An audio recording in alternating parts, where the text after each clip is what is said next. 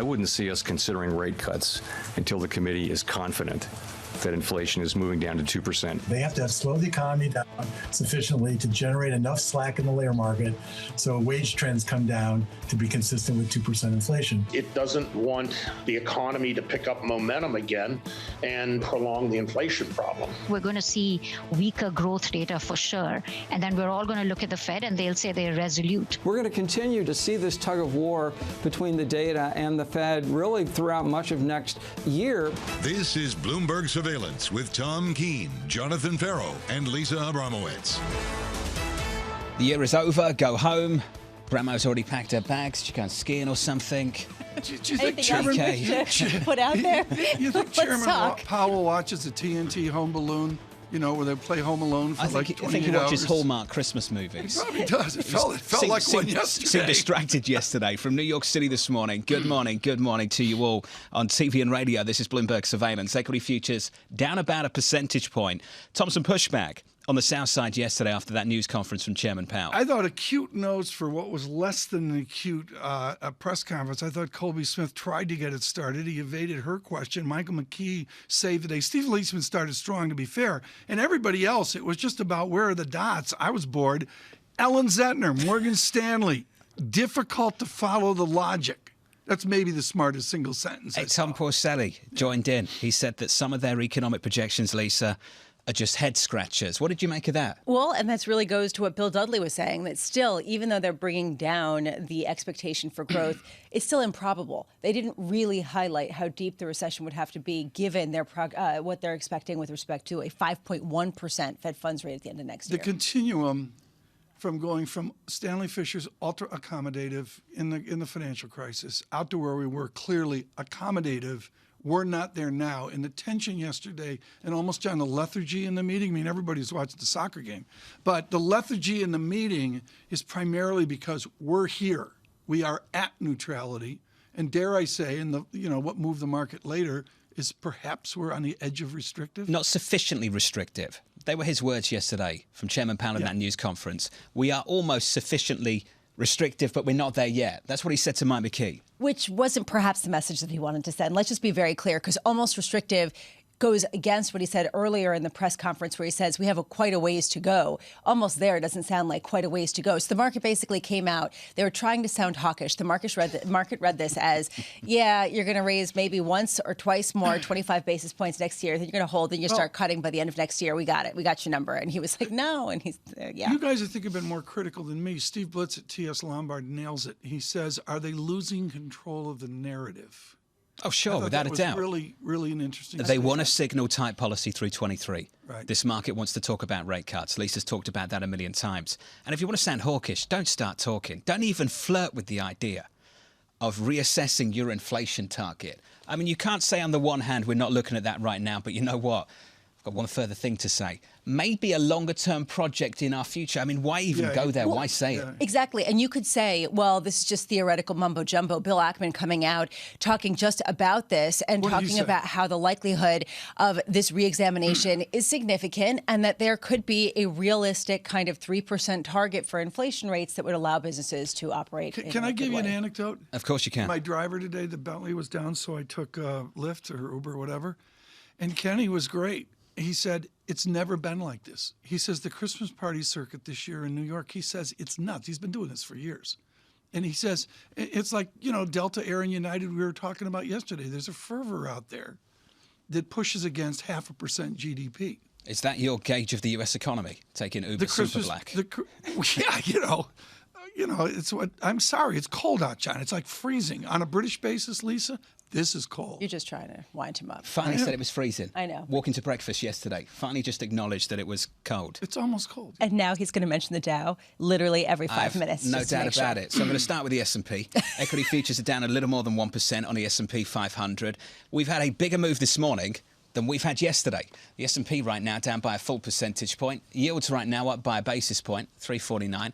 And in the FX market, euro-dollar, just a weaker euro going into this ECB decision a little bit later. Lisa, euro-dollar, 106.13. Yeah, Bank of England comes at 7 a.m. It is 50 basis point week. I mean, that's basically what we're hearing from everyone, although there's a different tone to 50 basis points from the U.S. versus England versus what we're getting from the ECB. 7 a.m. Bank of England. It was 8:15 a.m. We get the ECB rate decision. Again, 50 basis points is what's expected, followed by 8:45 a.m. I can't get it. Morning, night, whatever.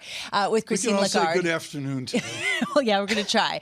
I am wondering whether a hawkish tilt causes the euro to gain or lose versus the dollar because of the concerns about the housing market, because of the concerns about the economic trajectory. At 8:30 a.m., we get a slew of U.S. data, including November retail sales and initial jobless claims. Yeah. Do we see more labor market weakness? That's what I'm trying to figure out. Can I parse something here? John, explain. You're going over to England here in hours, literally. The Gulf Stream's waiting. Can you parse for us the hardship that Governor Bailey faces in the United Kingdom right now? Well, it's not the hardship that he faces. It's the hardship that the British people face. It's not like America. It's a lot worse, right? It's a cost of living crisis. That's for sure. Yeah, okay. Inflation's eased from a 41-year high. That's the good news. The bad news is it's still very high, and this Bank of England is still forecasting a recession through much of next year, into 23 and beyond. And ECB is a small matter of a war. I mean, I just don't think any of this is comparable this morning. Any of these decisions, none of them are easy. And yes, we're getting a step down, but 50 basis points from the BOE, 50 basis points from the ECB. I never thought we'd be sitting here looking at the ECB, maybe hiking rates to 2.5%, 2.5%. It's just not where I thought we'd be in this cycle 2 years ago. And here we are staring down the barrel of not just a 50 basis point hike, but also some QT as well. Do they do the dots? The ECB does the dots? They don't do the dots like the Fed does. We will get some projections from Lagarde a little bit later, though, so look out for that. The chairman of the Federal Reserve trying to push back against rate cuts and the projections of those rate cuts through 23. Take a listen.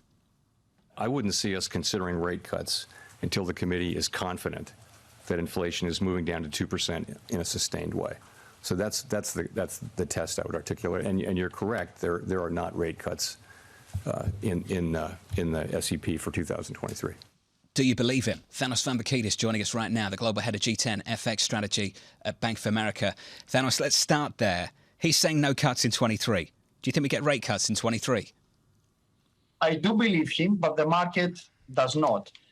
What he's telling us effectively is that it's quite likely that inflation next year will remain well above the 2% target. Indeed, in our projections, we have inflation in the US 4.4% next year, although lower than this year, again, far from their target. And this does not justify the Fed cutting rates next year, even if there is a recession. The market consensus, however, seems to be that as long as inflation is moving in the right direction, any signs of weakness in the labor market will be enough for the Fed to blink. Powell keeps giving the same message. The market does not believe him. The dollar has weakened in the meantime. The truth is that when we look at the data recently, inflation has turned, but there is evidence that it is sticky, and the labor market is surprisingly resilient. So far, I think there is no reason for the Fed to change its tone. They will remain hawkish. Thanos, synthesize the Bank of America call, the research of your team, Mr. Gapin and all, in the last 12 hours, and then bring it over to the dollar. We've got to get out to February 1 and, dare I say, March 22nd next year. In a general statement, what is the action plan of the Bank of America? Now, we believe that the market has run ahead of itself. We are more than halfway there for our end-year euro-dollar forecast. We have it at the end of next year at 110. We're at 106. Dollar-yen, we had it at 136, and we are there already. So we believe that early next year, the market will realize that inflation is sticky. It is falling, but much slower than the markets expect. The Fed remains hawkish. We also believe that we're going to see an equity market correction because equities are not pricing a recession. So we expect that early next year, the dollar actually will strengthen again. We may not see a new peak for the dollar, but we may go in terms of euro dollar even back to parity. And then to have a more sustained move for the dollar down, we need to see core inflation low enough and unemployment high enough for the Fed to feel comfortable that they have this under control. And then we can argue that we go back to the dollar moving towards its equilibrium. We are not there yet, and it seems to us that the market has already priced most of what is expected to happen later in 2023. Just quickly, Thanos, because we're bumping up here against the Bank of England decision, what's your expectation about how they're going to factor in the housing market in terms of trying to be hawkish, but also not destroy that economic bastion? This has been a challenge for the Bank of England. That's why they are hiking, but they're apologizing. We expect 50 bips in this meeting, so a slower pace, but this is fully priced. They will continue pushing against aggressive market pricing looking forward. They are dealing with a stagflation scenario. They cannot afford to pause yet, given that inflation remains very high, although it has turned recently. But also they have to deal with financial stability concerns, the housing sector. So again, they will be delivering dovish hikes, as we say. Thanos Varoufakis of Bank of America. Thanos, thank you. Dovish hikes, TK, you love that phrase, I know you do. Just want to check in on sterling, 123. And I just want to pause on this. We have had an almost 20% move on cable since the back end of September from the intraday lows of 103.50. Rishi Sunak? I think more broadly we've had some dollar weakness, and I think we've finally got some policy stability after the uncertainty of September. But I don't think these are good times for the British economy by any stretch. Well, and again, I go to the war, which I think has been underappreciated, and I dovetail in here what Chairman Powell faced with yesterday after just in 48 hours, Lufthansa of Germany, which has always been challenged, saying, we're not challenged right now, it's pretty good. And then the blockbuster underplayed story this week, United's Boeing order, is a stunning statement on American technology and aviation. United's order and Delta's outlook. Yeah. The airline business next year. This is a different morning, folks. You got to stay with us to see this tension that we see with Bailey and then John onto the Lagarde presser. We've got to acknowledge, Tom, that tech is having a very different experience. I think kind of tech recession, airline boom. And profitability, too. Two different economies right now. Good. Are we here? When do you leave? You leave like at 10:02? Maybe in 20 minutes. Okay. Equity futures right now. Depends how we behave. Down 1% on the S&P. The ECB and the Bank of England decision coming right up. Keeping you up to date with news from around the world with the first word, I'm Lisa Mateo. Federal Reserve Chair Jerome Powell wants to dispel the notion the central bank will back away from its fight to bring down inflation. Powell says the Fed has more work to do in raising interest rates. The Fed hiked rates by 50 basis points to the highest level since 2007. And Powell made it clear the Fed is not thinking about cutting them next year. The Bank of England and the European Central Bank are delivering rate decisions today. They're expected to follow the Fed with their own half percentage point hikes. There are concerns that overly aggressive action to tame inflation might make a recession worse. In China, economic activity weakened last month before the government abruptly dropped its COVID-0 policy. Retail sales and home sales declined, while industrial output and investment slowed sharply. Meanwhile, unemployment rose, notably the country's most valuable workers. Disruptions are likely to grow as COVID infections surge. Executive at failed crypto exchange FTX used a mysterious account to help hide ballooning debts of its sister trading firm, Alameda Research. That's according to internal documents reviewed by Bloomberg News. The account bore the name of FTX's engineering director. And for the fourth time this year, Elon Musk has unloaded Tesla stock. The electric car maker's CEO sold almost $3.6 billion worth of shares this week. The stock has plunged 55% this year. Investors are concerned that Musk's $44 billion purchase of Twitter could have an impact on Tesla. Global news 24 hours a day on air and on Bloomberg Quick Take, powered by more than 2,700 journalists and analysts in more than 120 countries.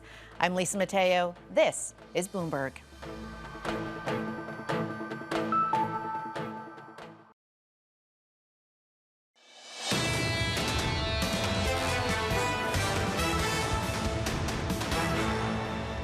full effects of our rapid tightening so far are yet to be felt. Today, the FOMC raised our policy interest rate by a half percentage point. We continue to anticipate that ongoing increases will be appropriate. The labor market continues to be out of balance. Fed Chair Jay Powell in the news conference yesterday after hiking interest rates by 50 basis points. Live from New York City, the price action. I have to say the price action this morning worse than yesterday. On the S&P, we're down by 0.9% on S&P 500 futures. Yesterday on the S&P, we were down by what? Just 0.6%. So we add to the losses this morning. In the bond market, yields are higher by about a basis point on a 10-year, 348.81. 2 hours away from an ECB decision, about 40 minutes away from a Bank of England decision, going into that euro-dollar 106.13. I'm going to get to a Goldman call on crude a little bit later, but right now, WTI, $77.60, up by 0.4%. If you're looking for economic data, disappointing economic data out of China. Business and consumer activity slumping to their weakest levels since the Shanghai lockdown back in spring.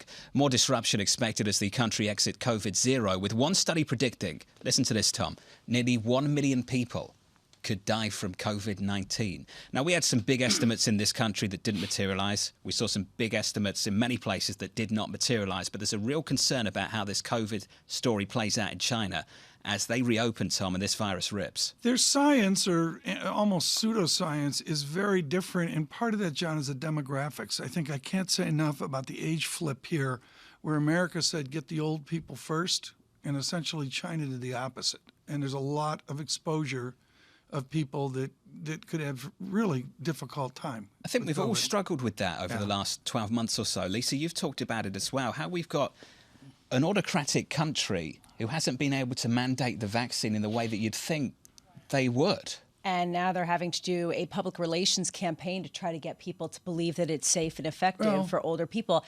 How much do they actually care about how many people die and get sick, and how much do they care more about the economic activity that's creating a very unfavorable situation for them heading into 2023? We're going to pause and go to one of our great China watchers. He is in London, Tom McKenzie, on duty in Beijing for many, many years. And Tom, I want to rip up the script here to John's point, which is just simply Beijing, Xi, and this shift in COVID policy. You have lived, the red doors in China and all of the drama there and such. Who is dictating this change in science in China?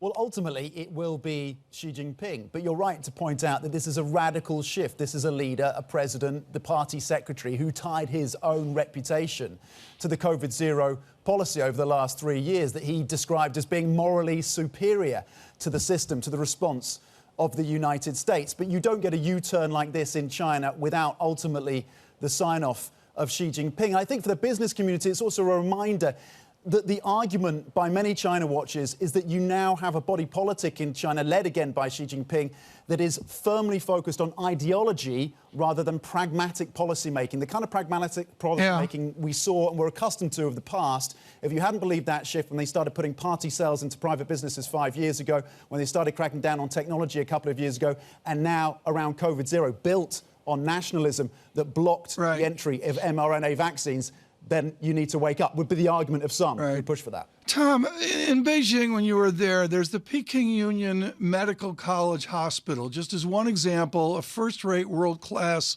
medical care.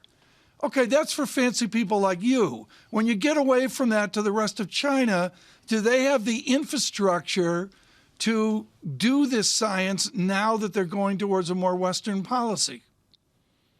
On any given day pre-pandemic, Tom, a Chinese hospital is an intensely stressful place to be, away from Peking United's stellar hospital in the central of the capital. People have to pay for their own medicines. They have a level of insurance. But you turn up at a hospital, you have to get a ticket, you have to be checked numerous different times. It is a packed, crowded, chaotic place, pre-pandemic. Do they have the facilities in place to cope with the spread of Omicron?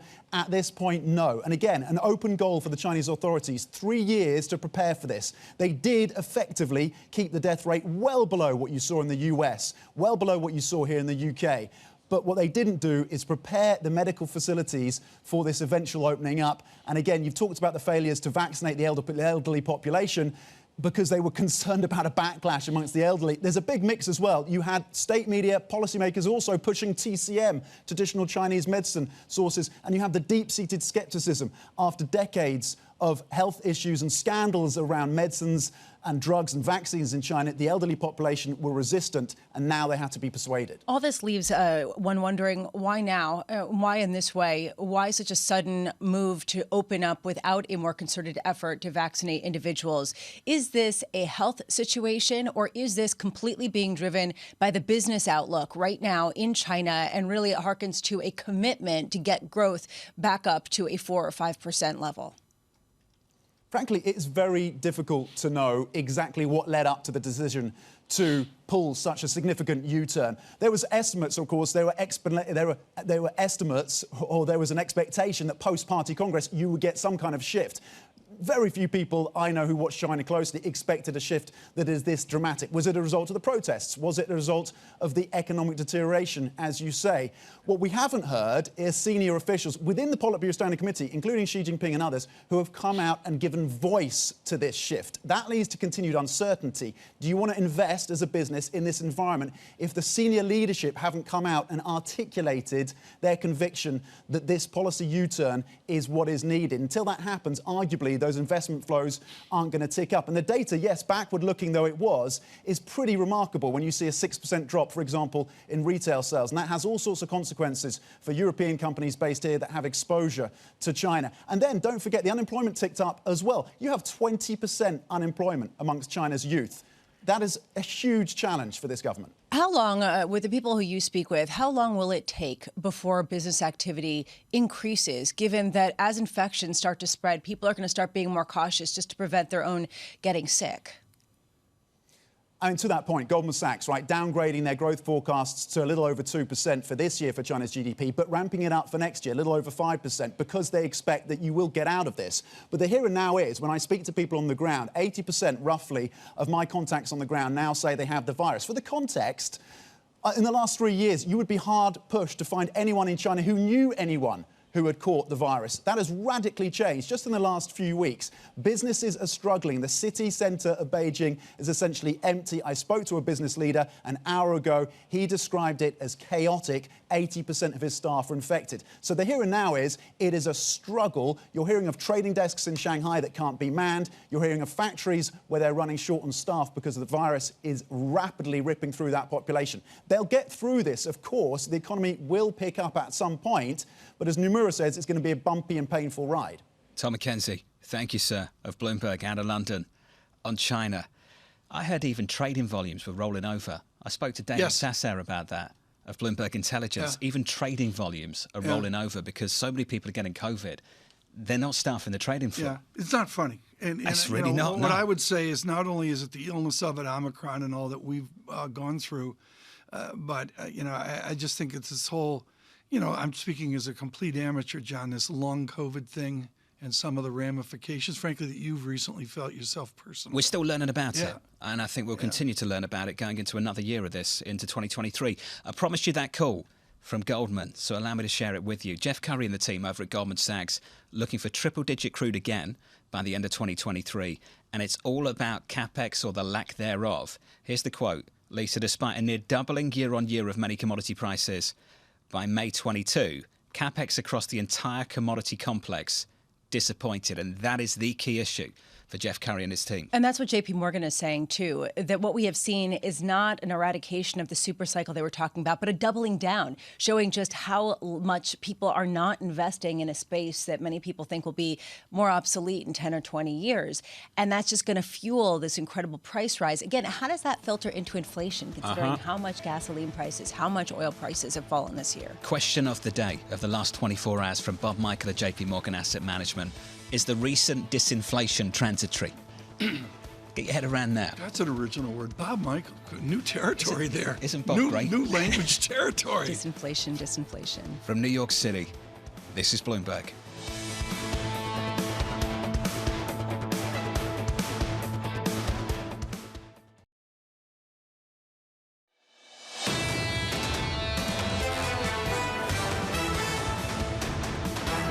Equities yesterday on the S&P down about 0.6%. The moves are bigger this morning, believe it or not. Equity futures look like this. On the S&P 500, we're down by almost 1 full percentage point.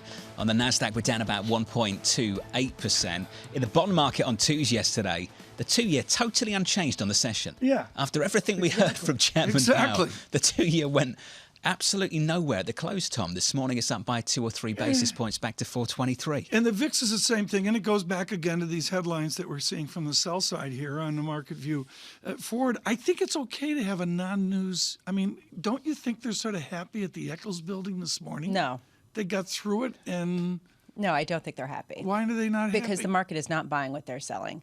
They just put out their average projection, their median forecast for Fed funds at the end of next year at 5.1%. Right now, the peak Fed funds rate being priced into the market is 4.89%. That is in May. And then it comes down. Then you see rate cuts. That is not what they want to see. Just to be clear, and what we're pricing is right below the bottom dot. But that's my point. Yes, exactly. So Thank you. This Fed so the market, is very I did not know this. We're pricing below the bottom dot. At the end of 23, but this market's not buying it. The market is not buying what they're selling. This is a lack of credibility or just a complete exhaustion right now of everybody who just wants to go home. I'm sure we had the same conversation yesterday, Tom. I can't remember, John. I can't remember. The accommodation right now is a negative 0.527, which is not where Powell wants it. I'm going to finish on foreign exchange just briefly. A little bit later this morning, top of the hour, 30 minutes away, we'll get a Bank of England decision. In the next hour after that, you'll hear from the ECB. Right now, looking at both euro dollar and sterling. Euro dollar shaping up as follows. The euro has come back from about 95.36 to 106 right now. So that's a big change for euro dollar. Sterling looks a little something like this. Cable 123.41. The lows of the year on cable, Tom, we've gone from 103.50 intraday at the back end of September to 123.41. Strong sterling. I'm going to go to political stability with Sunak. My amateur take across 6 newspapers, including Bloomberg.com UK, is, as you said, John, he's provided stability after, I mean, come on, we came off, I'll let you describe it. I mean, the Trussian era. Is that what you're calling it? Yeah, a month-long it's like the Trussian Scaramucci era, but it's a little longer. Well, I imagine we'll be writing books about it, that's for sure. But there is stability, which is a good feeling amid the agony of the utility crisis. There is a little bit more, relatively speaking, policy stability, but at a very, very difficult time. I said that Bank of England decision is about 30 minutes away. The Bank of England expected to slow the pace of tightening, with inflation easing from a 41-year high.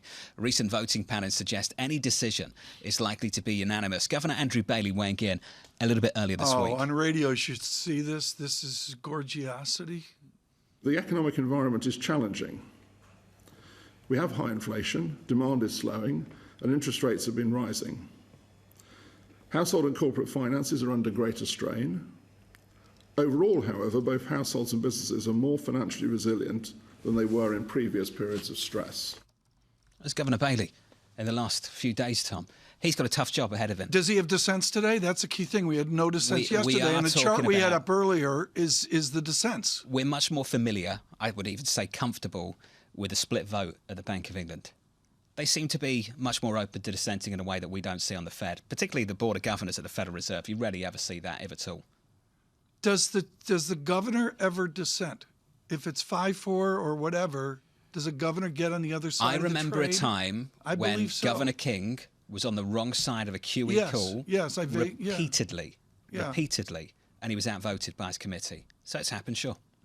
But that's unheard of, Lisa, in our world. Well, at least not outward. I wonder how often perhaps Jay Powell doesn't agree with other committee members, which perhaps is why there's a bit of confusion and nuance in some of the messages. We go to an expert on dissent. Jennifer McEwen joins us now, Chief Global Economist, Capital Economics on the dissent at the Fed. Jennifer, what will be the character of dissent today at a Bank of England with immense domestic challenges? Yeah, you could see a really split vote, I think, from the Bank of England today. Potential for a three-way with a couple of votes for no change, potentially, and 50, potentially even a 75. So I think you're right that you will see a lot more dissent among the MPC members, a lot more transparency, really, of just what they're thinking. And that will be a really good way to indicate that while they're still hiking for now, everyone's expecting a 50, that there might be some change coming down the road. Do they synthesize what I read in the headlines, which is the first national nurses strike ever? I mean, we have strikes over here, but they sort of in the zeitgeist, but they're not. But in the zeitgeist in England is the strikes. And just to take the first strike of nurses ever, does that get visibility with the Bank of England? Yeah, well, it's certainly relevant. And I think that there are several, that's not the only strike that's going on. At the moment, for the whole of December, we're looking at just under 1% of employment that will be on strike, of employees that will be on strike. So it's a real winter of discontent at the moment in the UK, and that will have some bearing on activity. It's likely to push down on activity a bit. But I think from the Bank of England's perspective, the key here is how much is going to push up on wages, how many of these strikes are going to yield sharper pay increases, therefore pushing core inflation up, and meaning that it will need to raise rates further or keep them higher for longer. Jennifer, a lot of people have looked back at some of the Bank of England calls over the past few months and said they've repeatedly underwhelmed. They've repeatedly surprised with a less hawkish move than many people were expecting. How could they potentially do that today? And how consequential could that be given some of the pressures that you're talking about?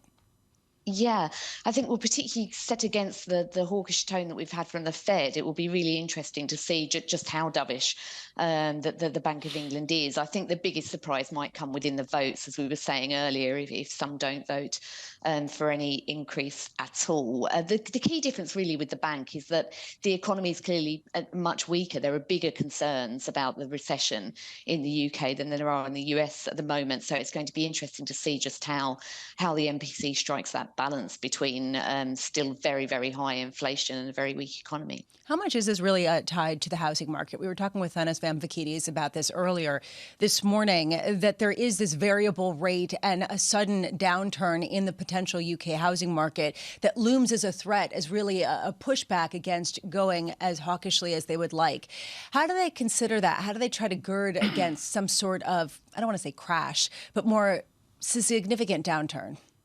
Yeah, it's very difficult. I think for the time being, they're very much focused on inflation and feel that they need to be very much focused on inflation. And it will only be when we start to see a deeper downturn in the housing market, and in particular, that's starting to clearly impact on consumer confidence and on consumer spending, that the bank will be able to shift towards considering the implications of its rate hikes for the broader economy. And we do think that it will shift, but probably not for a while yet, just because services inflation is still very high, and that's got to be the key concern for the time being.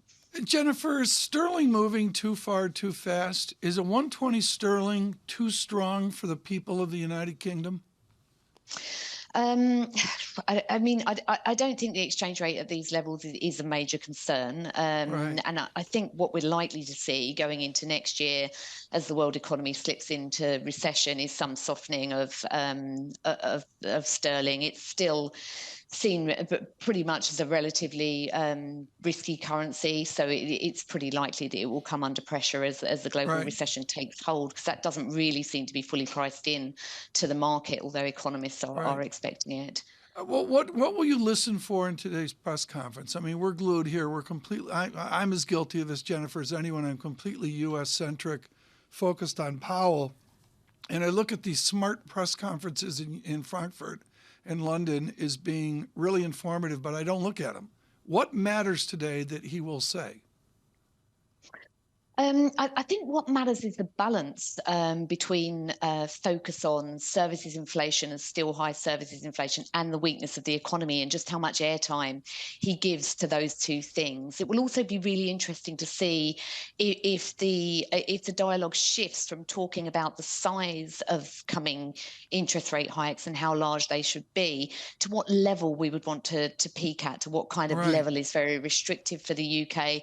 And I think that a shift in that balance would be a really interesting way to indicate that perhaps the peak is coming. Jennifer McKeown, as always, thank you, of Capital Economics. TK, how long we stay there is the conversation taking place at the Fed, taking place at the Bank of England as well. Exactly. What she just said there, you could bottle and bring over to yesterday's analysis in the United States. Totally. And yet I look at the domestic stories is totally different. But on a monetary basis, what she just said is verbatim what we would have heard from the sell side yesterday in America. There is a difference in the outlook for the economy. One central bank is forecasting a recession, and the other central bank has a leader right now who is refusing to acknowledge even the risk of a recession. You mentioned Tom Porcelli of RBC a little bit earlier this morning. Tom said this about Chairman Powell. He shouldn't try to water down the recession risk. This aggressive hiking cycle is going to cause some damage. Tom went on to say, if you look at the range of GDP estimates in the SCP, the low end is actually negative 0.5. So there are some officials on that committee that see some real pain that has a negative sign before growth next year. I agree with that assessment. I'm fascinated by help me with this. I mean, I know there's newspaper wars in England, but the stress and pain I see in England is tangible compared to what I see in America. I mean, it's real, isn't it? Well, I think we see the stress and pain in America as well, without a doubt. I'm not talking about the cold weather, John. I'm talking about, No, I'm talking about stuff. the economic pain. And I think a lot of people felt that economic pain even when people in this market were talking about an economic boom. And Lisa, that was largely because of the inflation story. How much does the energy story change the whole picture, both in Europe and the U.S.? That's and we're really seeing that important. right now, is that suddenly people are talking about a step down and this possibility of a less harsh recession, even if it does happen. If oil prices go up, if energy prices in the U.S. start to rise again, I just wonder how much that changes, especially gasoline prices are the lowest going back to October 2021. Yesterday, they had the single biggest one-day drop going back to March of 2020. What can explain that? Coming up, 7:30 Eastern Time, John Riding, the Chief Economic Advisor at Breen Capital. Looking forward to that conversation. And John has told me he's got a special guest coming with him as well. So look out for that special guest at around Mbappe? 7:30. No. We booked him for the World Cup. I heard it might be Mama Riding. Oh, my in word. In the building from the UK. Wow. So looking forward to that. Futures on the S&P down 1% from New York City. This is Bloomberg.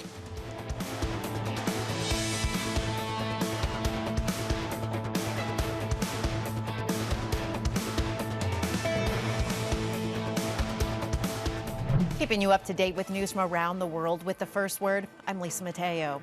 After 4 consecutive 75 basis point hikes to tackle inflation, Fed officials opted for a smaller 50 basis point increase, but signaled they're not done yet. Chair Jerome Powell warned that monetary policy will remain tight until the job is done. He said the central bank plans to stick to its goal of reducing inflation to 2%. It's currently running 3 times that. In the UK, nurses have begun a round of historic strikes. As many as 100,000 nurses are expected to take part in today's strike across England, Wales, and Northern Ireland. They're protesting a below-inflation pay offer. Another strike takes place next week. In Ukraine, President Volodymyr Zelensky says the country has made important progress on getting more powerful air defense systems. U.S. officials have said a final decision to supply Patriot air defense missiles awaits a final decision by President Biden. The Kremlin says that if Ukraine gets the Patriots, they would be targeted by Russian forces. In Peru, violent protests have led the government to declare a state of emergency and suspend basic rights for 30 days. New President Dina Boluarte is trying to establish her authority and restore order.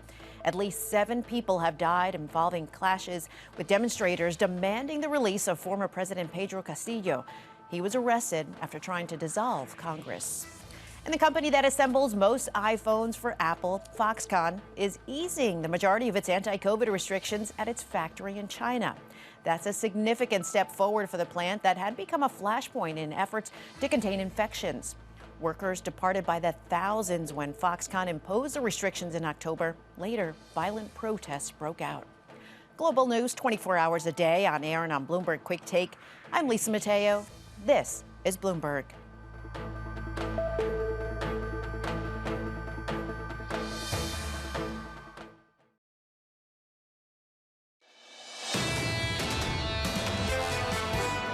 All the inflation data that we're getting that is showing that deflation is decelerating rapidly, and some parts of the economy are falling into deflation, they're completely discounting based upon wage growth. Scott Minor at Guggenheim. Do you remember when Scott used to wear a baseball cap and rates were zero? You get closer to 5, discipline returns. You know, it's that.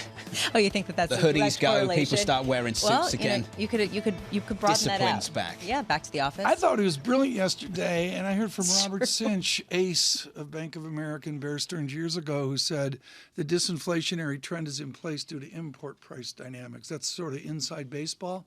But Mr. Sinch is on board with Mr. Meinard, and the trend here is tangible. I just think it's so funny that basically people have been gloomy all year and talking about the nuances of the wage dynamics. Correct. And all of a sudden we get to now, and people are like, you've been gloomy for so long, just get over it. Let's go on. Let's have a party. Let's buy stocks. I mean, that's what's basically happening. As Chief Gloomster here, you are 100% correct that we're drowning in a perceived optimism from a select group, not a majority, but a select group of people. And you call him Bramo, Chief Gloomster. Oh yeah, absolutely. We have evidence from the Bramo camp. We have evidence from the Bramo camp. We've got a lot of evidence. We do. Sure. We do as well. Are we ready to move forward? I think we're absolutely ready, yeah.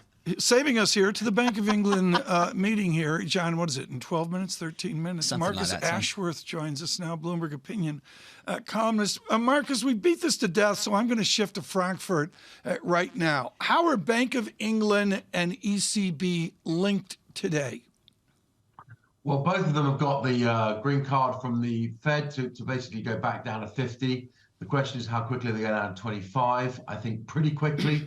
For the ECB, it's all about what they expect for growth next year, and for 2025, what they think on inflation. They're the two key things to look at. I think inflation long-term look and the short-term economic outlook, and that will determine their timing. All we really care about beyond that is probably when they start QT, which will, I guess, be at the start of the second quarter, building up steadily. Marcus, I'm going to go to nominal GDP, the actual GDP, that's real GDP plus inflation. And I would suggest the Fed, the U.S., is very different from UK and way different from Europe as well. Can they prosecute their monetary policy based on the animal spirit, the good feeling of a buoyant nominal GDP? I don't buy it. Well, at the end of the day, all that really cares is what the Fed does. I mean, what goes on in Europe or in the UK is sort of immaterial, really, because if the Fed's going down to 50, so is everyone else. When the Fed goes to 25, so will they. So we are dominated by the dollar and whatever the Fed decides to do to interest rates. And that's really all about the US labor market. So, John, is Jay Powell central banker to the world? Is that what I'm hearing That's there? usually your phrase, isn't it? No, it's not my phrase. I stole it from Bill Rhodes. Look, I think things are better than where they were for this ECB, that we've had a break of parity in the other direction, better than where we were for this Bank of England, that we were down at 103.50 and we're back through 120. Marcus, there is a difference between this Fed and the Bank of England. The Bank of England's willing to forecast recession. This Fed does not want to go there. Marcus, with that in mind, how far can they take the terminal rate at the Bank of England? I don't think it goes above 375. It might go to 4 at a push. They're signaling, you can see that they're probably the most, cautious of all the central banks for good reason. I don't think the UK is in much of a recession, but it is in one. Europe is teetering on the edge as well. In actual fact, the economic data for the last few months and quarters in Europe and the UK has actually been pretty good, but it's still slowing down and inflation is not yet beat. It's still hovering around the top. We've not seen anything like the repeated 4, 5, 6 months worth of stuff you can see coming off the top in inflation in the US. So for the moment, I think, look, everything's sort of muddling along. And I think people want to buy bonds. They want to buy stocks. They want to get over this 2022 and look a bit more optimistic to 23. How long that lasts, we will find out next year. How much is ECB policy completely tied to the energy policy in Europe, to natural gas prices? Less so than it was, but of course that's the whole thing. It could change so quickly. If energy policy, we see a sharp move either way, particularly upwards, it will derail the route that the ECB wants to go on, which is a very slow guide path allowed by the Fed to slow things down from the 75 basis points, which were going to prove ruinous. And I think particularly the ECB really needs to watch and wait and see how much the tightening they've done affects them before they go hell for leather on quantitative tightening, because that's the real quantity for 2023 is how much does quantitative tightening add to rate hikes in really slowing the economy and inflation and indeed pushing us into recession. I'm glad you brought that up, because that's really the big question that a lot of people are looking for today. What's the guidance around the balance sheet unwind for the ECB? Will it be watching paint dry? I guess that's what they're going to try and do. Normally, that's how the ECB plays it. They don't really want to get drawn into things until they absolutely have to. I imagine she'll flick at it, Lagarde, but I doubt she'll want to get drawn in too much. As I said, I think they'll start at the beginning of the second quarter and probably do 20 billion, rising steadily up to maybe 60 billion, which is where their sort of continual rate will be, exactly as they did when they stopped QE. Marcus, if I can go back to London as we go to this meeting in 8 minutes, does Governor Bailey have the support of the Prime Minister and the Tory party? I mean, I understand the politics of America, but I really don't understand the dialogue here. Does the head of the Bank of England, recently a public institution, you know, in the last decade or so, 2 decades, does he have the support of the government? 100%. And the sense that Rishi Sunak has learnt well and hard, as has Jeremy Hunt, that the Bank of England, the Office for Budget Responsibility, the Treasury, all of those wonderful institutions are all 100% the government's behind, and they can't dare say anything different. So he has a legitimate independence today.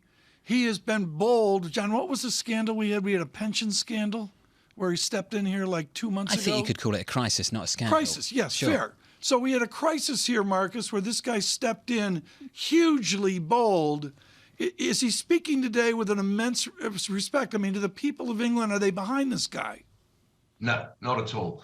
However, he has made £6 billion, largely off pensioners, but let's move on from that. The point is that the bill for QE is going to be 133 billion minus 6 billion, because at least he's made a nice turn in propping up the gilt market. Very much when that was very professional, very much needed, and a fantastic job done by the Bank of England there, and they're cashing out now. In that sense, he is a competent, practical person when it comes to the important stuff. When it comes to his views on various other different things, I think the government is going to optically back him whilst largely ignore him, but like the rest of the public do. Marcus, thank you. Marcus Ashworth of Bloomberg Opinion. Brutal there at the end. Absolutely brutal. Me or him? Marcus, him. To Marcus's point, let's sit on this just for a moment. I think you can respect the office, respect the individual. Right. But at the same time, I think we overuse this word brave when it comes to policymakers.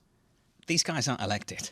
There's nothing brave about hiking interest rates when recession is at double digits. I mean, we need to kind of stop. Okay, but they acted fast. Given where their 30-year gilt went, he acted with a rapidity we don't see in America. It's their job to, Tom. Fair. And we need to quit that kind of stuff.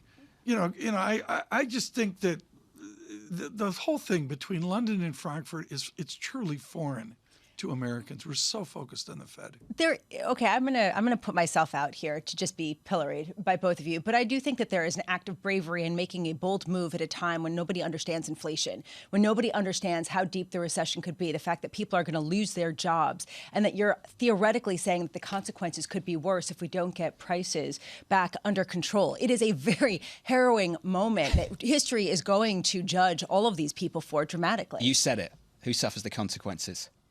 They're not going to, however. Precisely. But if bravery means you accept the consequences of the decision that you're about to make. That's brave. I'm not going to argue over the definition of brave. No, I just know that if I were for me in to that make situation, the call to hike interest rates for someone else to suffer the consequences, what's brave about that? They don't want that to happen, though. It's just sort of the historical reference point that they're going to be the one that's going to be blamed. It's going to be fingered as having the destructive hand over an economy. And people don't see this yesterday. We're talking through the press conference yesterday. We're watching the game, full disclosure.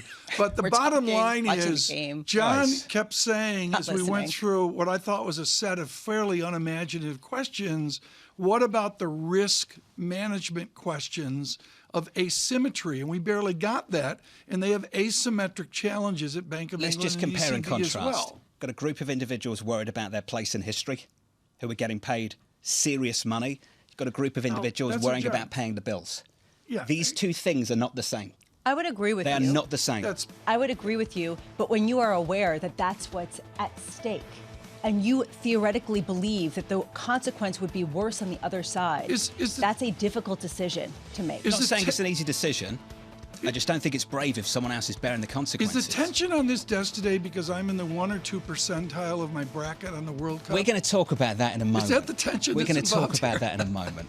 Live from New York, this is Bloomberg.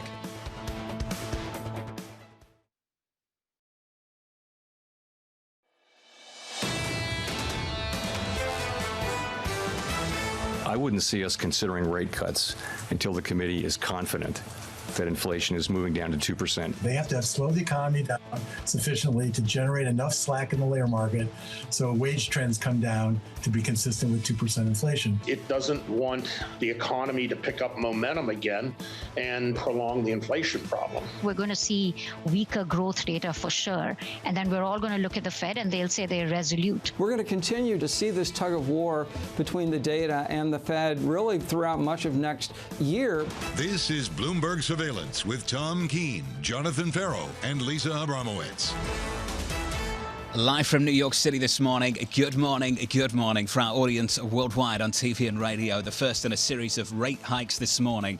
First from the Bank of England, expecting the ECB to go again in about an hour and 15 minutes from now. Alongside Tom Keene and Lisa Abramowicz, I'm Jonathan Ferro.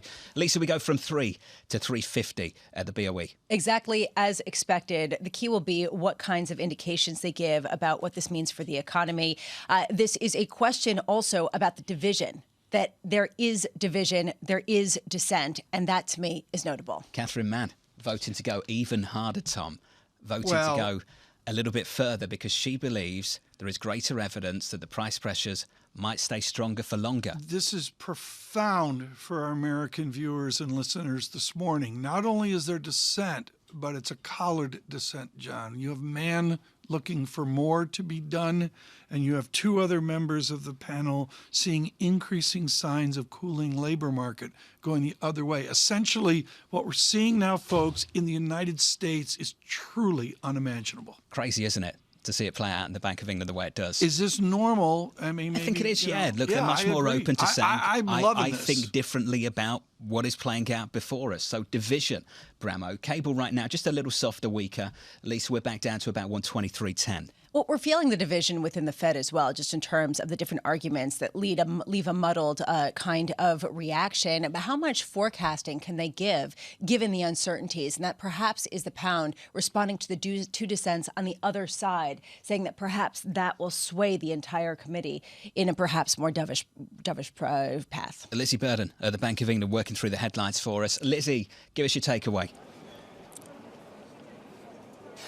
Well, John, this is, as you say, exactly what investors and economists had expected following the Fed 50 basis points. The vote split, I said, was going to be interesting. Again, it is. It's a three-way split. Mann wanted 75, Dingra and Tenreyre wanted softer. And there had actually been warnings of a four-way split, so a bit less than that. You might call it chaos. Others would say it's a good thing that there isn't groupthink on Threadneedle Street. In terms of the market curve, remember at the last meeting, they were very blunt at pushing back against market expectations for the future path for rates. This time they've dropped that guidance, so very interesting. I wonder whether that'll be interpreted as an endorsement of the curve. And then in terms of the fiscal statement, remember that this is the first Bank of England decision since Jeremy Hunt's autumn statement. And here they've said that the fiscal measures cut GDP by 0.5% in 3 years' time. So very interesting. I'll be interested to see what's in that exchange of letters between the governor and the new chancellor. Should be a very different tone from Jeremy Hunt. Kwasi Kwarteng, remember, was very, very focused on growth. You know, Lizzie, I look at where we are, and it's just shockingly eclectic, the Bank of England versus what we see at the central bank. How unusual is this collared dissent this morning, where some say a higher interest rate and others say no, a lower interest rate? But look at the economic data that's coming out of the UK, Tom. It's as divided as the committee. Just this week we've had GDP, jobs, inflation. Look at the jobs data alone. You've got unemployment rising, but wage growth rising too. It's a mixed bag, really. So, of course, you're going to have hawks on the committee like Mann, who say that, you need to get in control of inflation expectations with a big hike now. You're going to have doves on the committee like Tenreyre and Dingra, who say we're hiking into a recession. We need to be careful here. I mean, I think this is fabulous, John. And to paint the picture here, Dingra studied at the University of Wisconsin at Madison. And Tenreyre out of Argentine stock here, you know who she's rooting for in the World Cup. She studied with Barrow Alicina and Ken Rogoff at Harvard. Catherine Mann owns our analysis of international trade. She literally owns the high ground on that. This is a qualified crew. Fantastically qualified. Yeah. On the MPC. Lizzie, great to catch up with you. We'll touch base a little bit later. So, Tom, if you've got inflation that's a problem and then growth starts to become a problem, you've got to pick your poison. I think Catherine Mann is suggesting ultimately that she thinks inflation forces, yes, have eased from a 41-year high, but they're going to be staying around for longer. And then you've got other individuals on the committee who are probably worried about the growth backdrop and the recession they're forecasting. You know, I've known Dr. Mann for years, and let me just say that she absolutely owns the study of trade and the dysfunction of the United States with China. And out of MIT, she is someone who I would say not as hawk, that demeans her, but is someone that has a rigor towards a classical Taylor analysis, which is where you get to higher rate. So it's easy to identify the differences between the BOE and the Fed. Can we talk about the similarities just a little bit? Yeah. The doves at the Fed and the doves Lisa at the wants to go BOE there. right now, Lisa, are talking about the cumulative hikes that they've already done and the impact of that further down the road. And I think I'd go a step further. If you look at the path now for interest rate hikes from 75 to 50, this Bank of England is going to find it tough to go 50 again. If that's the split on the committee right now, and you've got two individuals that don't want any kind of rate hike whatsoever. The distinction between the hawks and the doves, both in the U.S. and in the UK, really hinge on the question of the labor market. How much will that drive a stickier inflation that offsets the disinflation that we're seeing, particularly in goods? And that has been really the underlying divide. People who believe that transitory was just pushed out to some degree, and those that believe that the nature of this inflation is different and stickier. 1 hour, 9 minutes away from the ECB, expected to go 50 You basis give no points as well. respect to Bank of England. You go right to ECB now? That's just a tease, a push forward, Tom. Oh, that's a tease. Just a bit of a promo I'm for a learning. little bit later. We can sit on the Bank of England for longer by all means. We're going to do that now with Ashok Bhatia, Deputy CIO for Fixed Income at Neuberger Berman. Ashok, first to you, just your reflection, your thoughts on what we've learned from two central banks in the last 24 hours. Yeah, I think the overriding message is that the time of central banks being able to hike rates without an impact on the real economy and real growth, which was a lot of the story of 2022, that's over. And we're now transitioning to this environment where central banks are divided over how do you wrestle with inflation rates, which are very high, but likely to come down, and the future trade-offs to growth. And, you know, this dissension and the collared dissents on the BOE really just put an exclamation point on it, which is there are some individuals that, you know, think and want to conduct policy more on a forward-looking basis, where others are still view the risk management attributes of policymaking as we've still got to be very, you know, dependent upon inflation.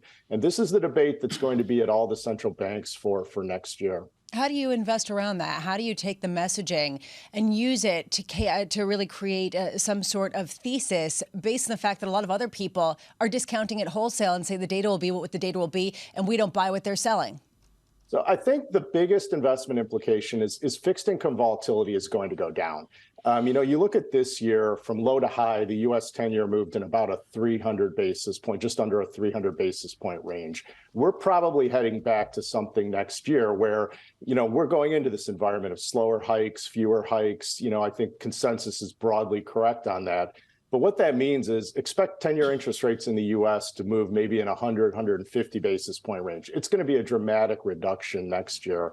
And what that means is that income, high quality income, it's going to be more volatile still on a day-to-day basis. But ultimately, you invest on the idea that with less volatility, you can earn income and high quality income in, you know, in a lot of fixed income markets. And you stay positioned. You have some positions on that some of the more dovish you know, central bank views that inflation can fall and the growth impact, that could play out and lead to some higher returns in fixed income next year. Ashok, as we approach neutrality or approach restriction, is it easier to have confidence in a portfolio of fixed income? I mean, now that we're here, is it easier to prosecute a portfolio and to hold a portfolio? Yeah, and I think the biggest driver of this, and Powell's actually, I think, been quite articulate on this, which is three big drivers of inflation. You've had goods inflation, housing inflation, and then services ex housing. You go back 3 months, all three of those were rising, and who knew when they were going to stop. Now we're looking at goods prices in, mid to high single-digit deflation. We're seeing some, higher conviction that over the next 6 months, housing prices are going to come off. But it still leaves this issue of the third, which is the services ex-housing inflation. But we've transitioned to this environment where, call it 2 out of 3 of the big CPI categories, we have a little bit more confidence of we know what the trajectory will be there. And that's the key thing that gives you a little bit more confidence that some of the left tail of significantly higher rate possibilities are being reduced pretty quickly. Ashok, thanks for being with us today. We always appreciate it. We'll catch up with you a little bit later in the year, I'm sure. Ashok Bhatia there of Neuberger Berman after the Bank of England hikes interest rates by 50 basis points. And in about 1 hour and 5 minutes from now, we're waiting for the ECB to do the same, go 50. And Tom, looking for some key principles about how they unwind the balance sheet from President Lagarde in that news conference a little bit later. Well, let's go there. I mean, you and I got pilloried for this years ago. Is it a snooze fest? Shouldn't be a snooze fest. We get some projections in the mix as well. Be interested to see if we get some kind of acknowledgement over the increased recession risks in the Eurozone. Do you remember when we caught up with the Irish Central Bank governor a couple of weeks ago? Yeah, that was quite good, actually. He acknowledged the risks of a technical recession going into the new year. Will the president do the same? Do you know that we're an hour, 11 minutes into this, and we have not mentioned crypto or...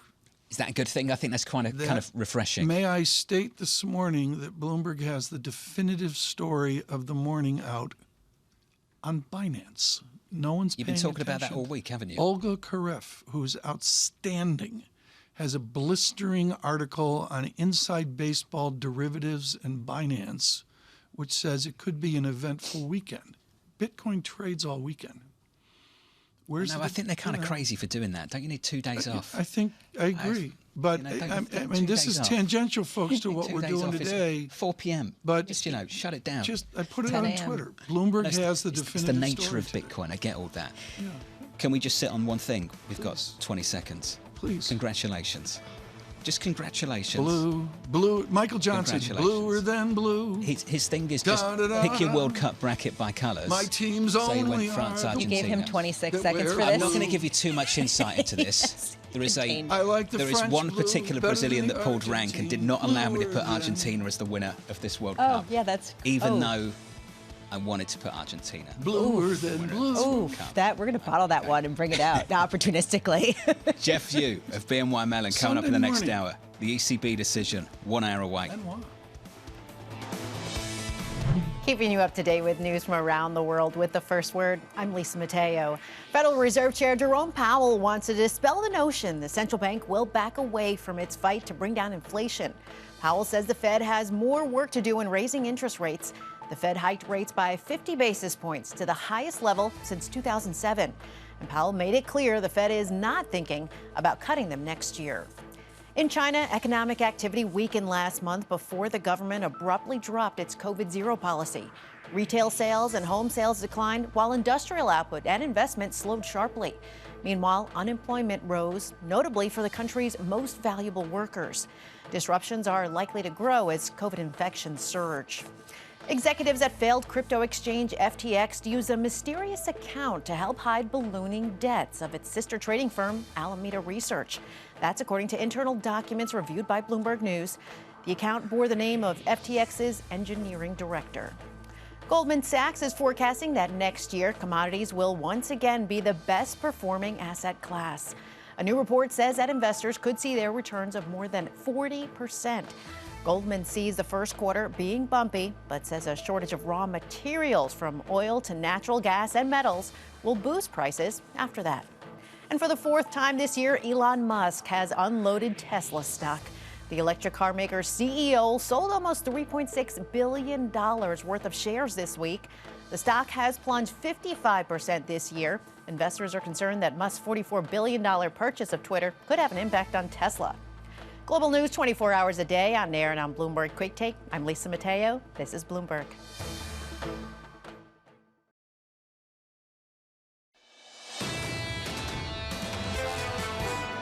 We think that the appropriate thing to do now is to move to a slower pace. It will depend on a variety of factors, including the incoming data in particular, the state of the economy, the state of financial conditions. I wouldn't see us considering rate cuts until the committee is confident that inflation is moving down to 2% in a sustained way. It's the market buying what the Fed is selling. Lisa will tell you absolutely not. That was Chairman Powell in yesterday's news conference. Going into the ECB a little bit later this morning, we look like this on the S&P, up by 1 full percentage point, down rather by 1 full percentage point. We're down by about 40 points on the S&P. Yields are unchanged on a 10-year, 347.18. Euro dollar, negative 0.6%. Stronger dollar in the mix against the euro. If you're looking at pound sterling this morning, off the back of a 50 basis point hike from the team on Threadneedle Street, we're negative 0.9%. Tom Cable, 123.10. Powell there. And William Dudley advanced this conversation yesterday with us brilliantly. 2%, except as Dudley pounds the table on, we spent a lot of time under 2%.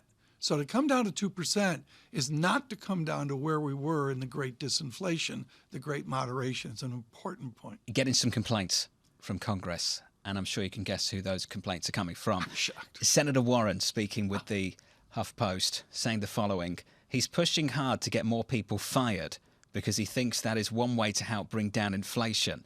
Tom, she goes on to say, it's sure painful for the families who lose their jobs. Yeah, you know, this is always there. It's never going away.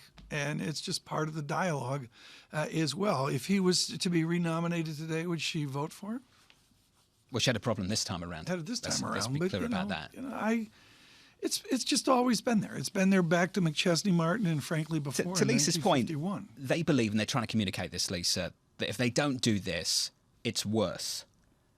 That it's more complex and more painful if you allow inflation to carry on ripping the way it has done in the last 12 months. That was basically the argument that Chairman Powell delivered in Jackson Hole. It clearly does not resonate with the whole of the country. Well, and that economic research is perhaps more salient when people still have their jobs. And this is what we keep talking about, that political pressure, but also the internal pressure of how difficult it is to make policies that do cause people to lose their jobs. When you actually see it happen, becomes a lot more difficult, which is the reason why so many people are pushing back and not buying what the Fed is selling.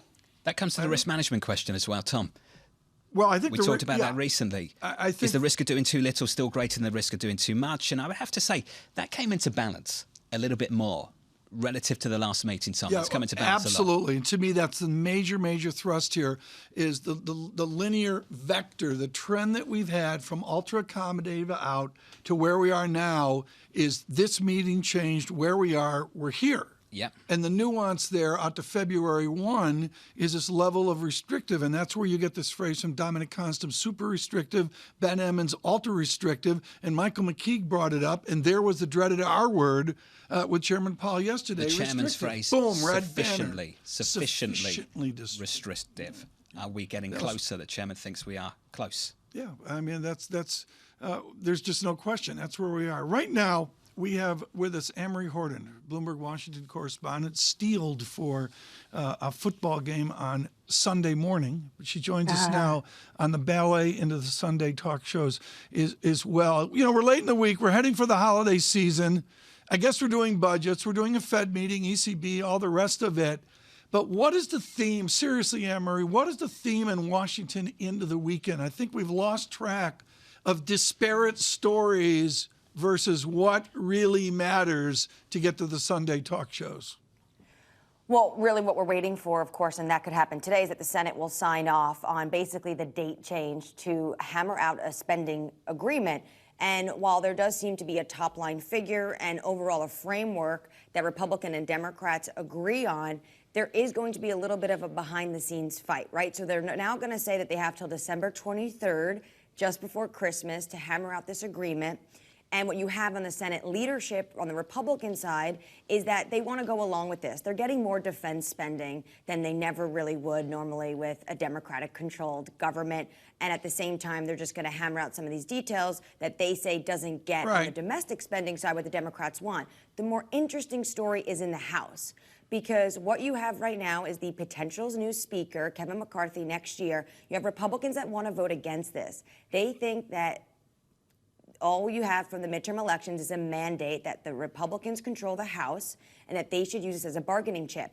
But what you have from Representative McCarthy is at the same time he's doing this, he's also trying to acquiesce the calls from those hard right-liners in his party because he also needs their vote for the speakership. So you see him doing this double dance, really. He's one hand fighting the spending on the Democratic side and also using that for leverage to make sure he gets the gavel. Is he the next John Boehner? I mean, it's that simple. There's a history here. You may not, I don't think you were around for that, Anne-Marie, but the bottom line is John Boehner went down in flames. Pretty sure she was around for Boehner, Tom. Okay, I can't remember. I don't know if I was around. But Anne-Marie, seriously here, is McCarthy is he going to do a full John Boehner? That's the heart of the matter.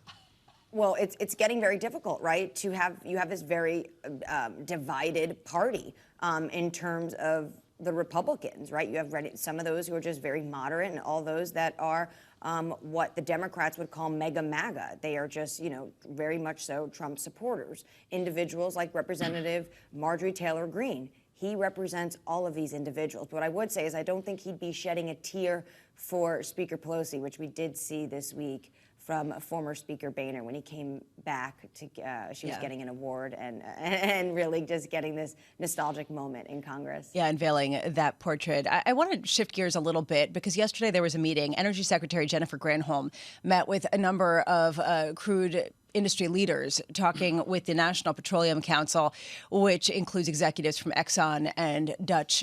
How much are they really shifting their tone with respect to saying suddenly now we recognize fossil fuels are going to be around for a long time and you guys need to produce and we are supporting you wholesale? Is this a complete about-face for this administration? Well, it has been, right, since the inflation and also Russia's invasion of Ukraine. They have been begging the oil industry to make sure that they are investing and that they can get us through this crisis and the next 5 to 10 years. It's so interesting that this meeting happened on the same week that the Department of Energy also had a huge breakthrough when it comes to fusion, and they are very excited about that, and that's a big scientific breakthrough. But this goes to the point that to commercialize that is going to take 20, 30, 50 years. So they are reliant on the fossil fuel world. Also, of course, we've been watching energy prices drop. And a big question mark is when the Department of Energy, when this administration will find the price that they find viable to refill the SPR. And obviously, the producers in America will be a big part of that. AMH, got to squeeze this in. TikTok, is it going to be banned in this country? Starts with people in the Senate, congressmen, congresswomen, officials in D.C. How far does this one go? It's a good question. It will be potentially banned as the Senate voted, has to go to the House. If you have a U.S. government-issued phone, you cannot access TikTok. Already this is going on in the White House. Remember in October, the president sat for an interview that got some 6,000 views on the YouTube channel of Now This with young voter activists. But what he was trying to do is a backdoor to make sure that interview landed on TikTok, because I believe it's 1 in 10 young Americans get their news from TikTok, according to a recent survey from Pew Research. Anne-Marie, so should we do TikTok? I'm not touching. I don't think Tom gets his news from TikTok, but Grandma, this is a real issue. The FBI has warned about this. Yeah, it is a big issue. The FBI has warned about this, saying pretty blatantly that if the Chinese government wanted to, they could really start to track and influence also what videos individuals are being seen, and that is concerning for an administration, for a government, especially when you have that amount of young adults getting their news from it. And I think this is just a moment, though, for Elon Musk of Twitter or for Zuckerberg on Instagram, because they could potentially be the ones that would profit from this. Let's have TikTok Queen weigh in on this. You're living this, Bramo. Well, it's a huge debate at home, right? Does it bother you, I say to the kids, that potentially China could influence what you see? And there's a belief we have discretion. We can really weed out the correct versus the not correct. We've got to do better at schools and teach about the dangers of communism. Here we go. Oh, boy. That's what's going to happen. Oh, boy. Yeah, well, Got to rip up the curriculum and start again. The dangers of communism. Who are you?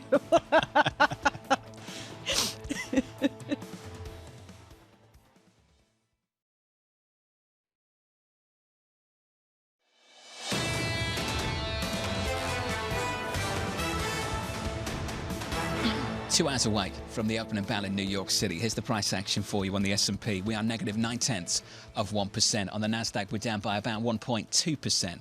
Bank of England decision is behind us. We've had a rate hike of about 50 basis points. You can expect the same again a little bit later this morning. Before we get there, I want to talk about the bond market briefly. 2s, 10s and 30s. Yesterday, your 2-year, totally unchanged at the close. I mean, what is that about? The 2-year today, almost totally unchanged again.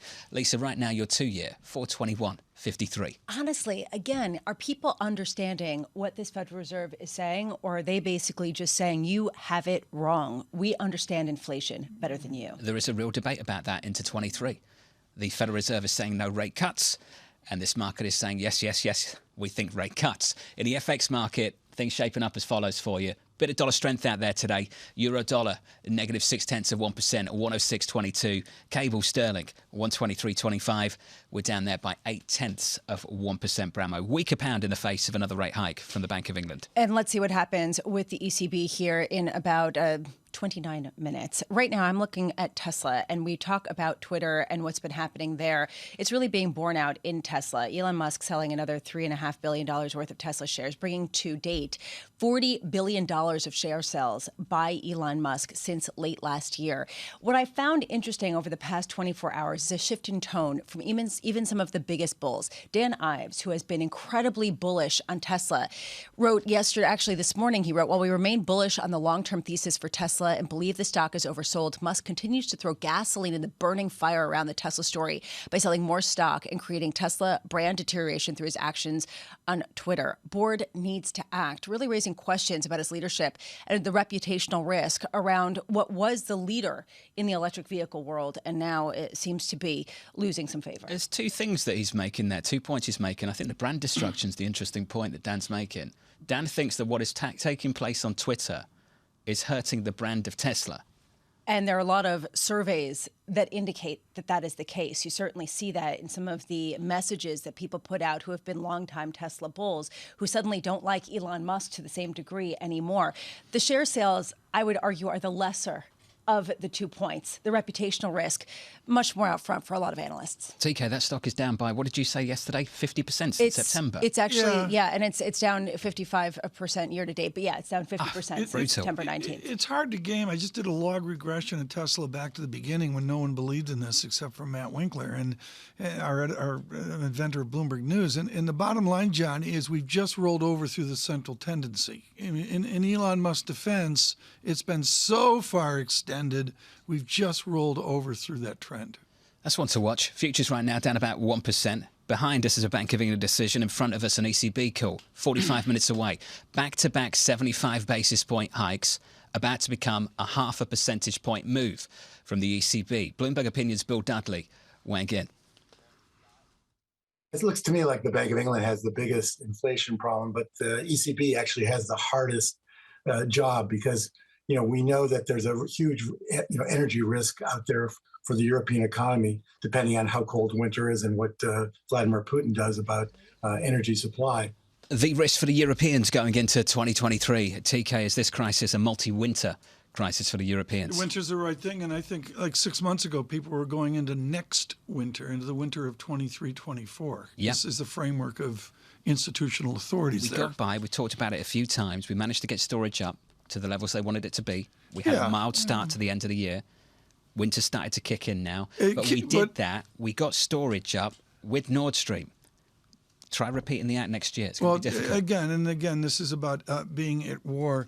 We have the advantage, and particularly after the Bank of England decision today, which I'm going to call collar dissent, those looking for a more aggressive rate move and those looking for a more dovish rate move. To have someone, I can only think of Adam Posen as the equivalent. John Riding is Chief Economic Advisor at Breen Capital with service to the Bank of England, his Bank of England, and also to the Federal Reserve System as well. And he joins us now with decades of experience here. What will you listen for from Governor Bailey is he has collared dissent, something totally unfamiliar to Americans. Well, occasionally we had that. There was a bifurcation in these dissenting views. Two members of the committee didn't want any change in rates, which I find somewhat remarkable and speaks to the dovishness of some people on the committee, and one person wanting a larger than 50 basis point rate hike. And then you had 6 going along. So what were the two who were not expecting, not expecting, but not wanting a rate hike when the inflation rate's running at almost 10%? Now, what's interesting, compare that to the Fed. And you ask I hope Governor Bailey sounds like Jay Powell did yesterday, because for once, he put in a terrific performance, and he kept pounding away at the markets. The terminal rate, 5.1%, it's going to stay there for a while. Don't look for cuts until there's clear evidence that inflation's headed back to 2%. And as you make the point, the markets are saying, well, we're still not even going to price in a terminal funds rate above 5%. All comes down to inflation. And I think that markets, to some degree, are looking for central banks to react as they reacted when economies had gone into recession over the last 2 decades, when inflation wasn't a problem. Inflation is a real problem, and a much bigger problem in Europe. You made reference to the Bank of England. The UK is a small, open economy. The exchange rate has a really big impact on inflation, much more so than in the US.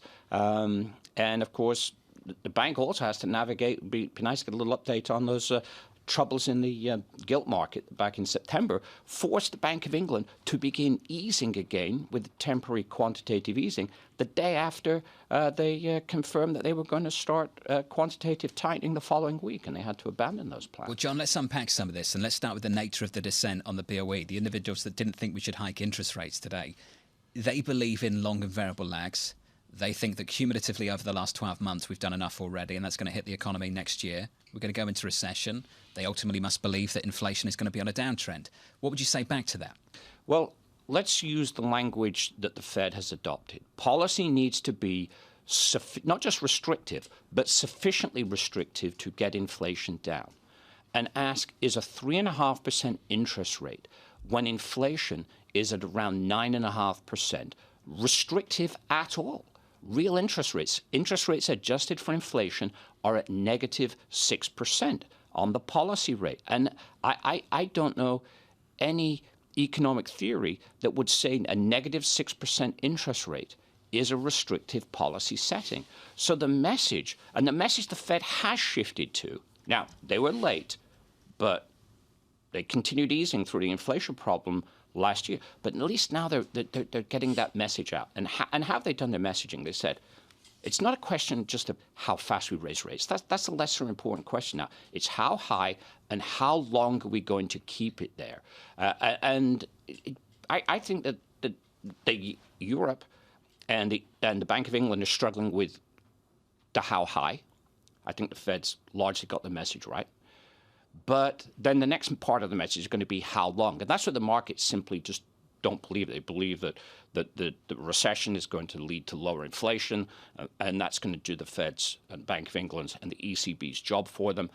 And I think with these, particularly with these supply shocks on energy prices and still the horrible developments in the Ukraine, these policy rates, to imagine that a 3% policy rate would be high enough to bring inflation down, I just don't get it. There's also a disbelief, though, just to push back a little bit, that we could go from $18 trillion of negative yielding debt in the world to $1 trillion of negative yielding debt in just a couple of months, and that nothing will break. And that suddenly we'd have this complete regime change that everyone would say that was going to be catastrophic, and that suddenly it would all be okay and it wouldn't be enough, and suddenly rates had to go much higher. People don't believe that things can change this quickly without some consequences that we have not yet seen. How do you push back against that?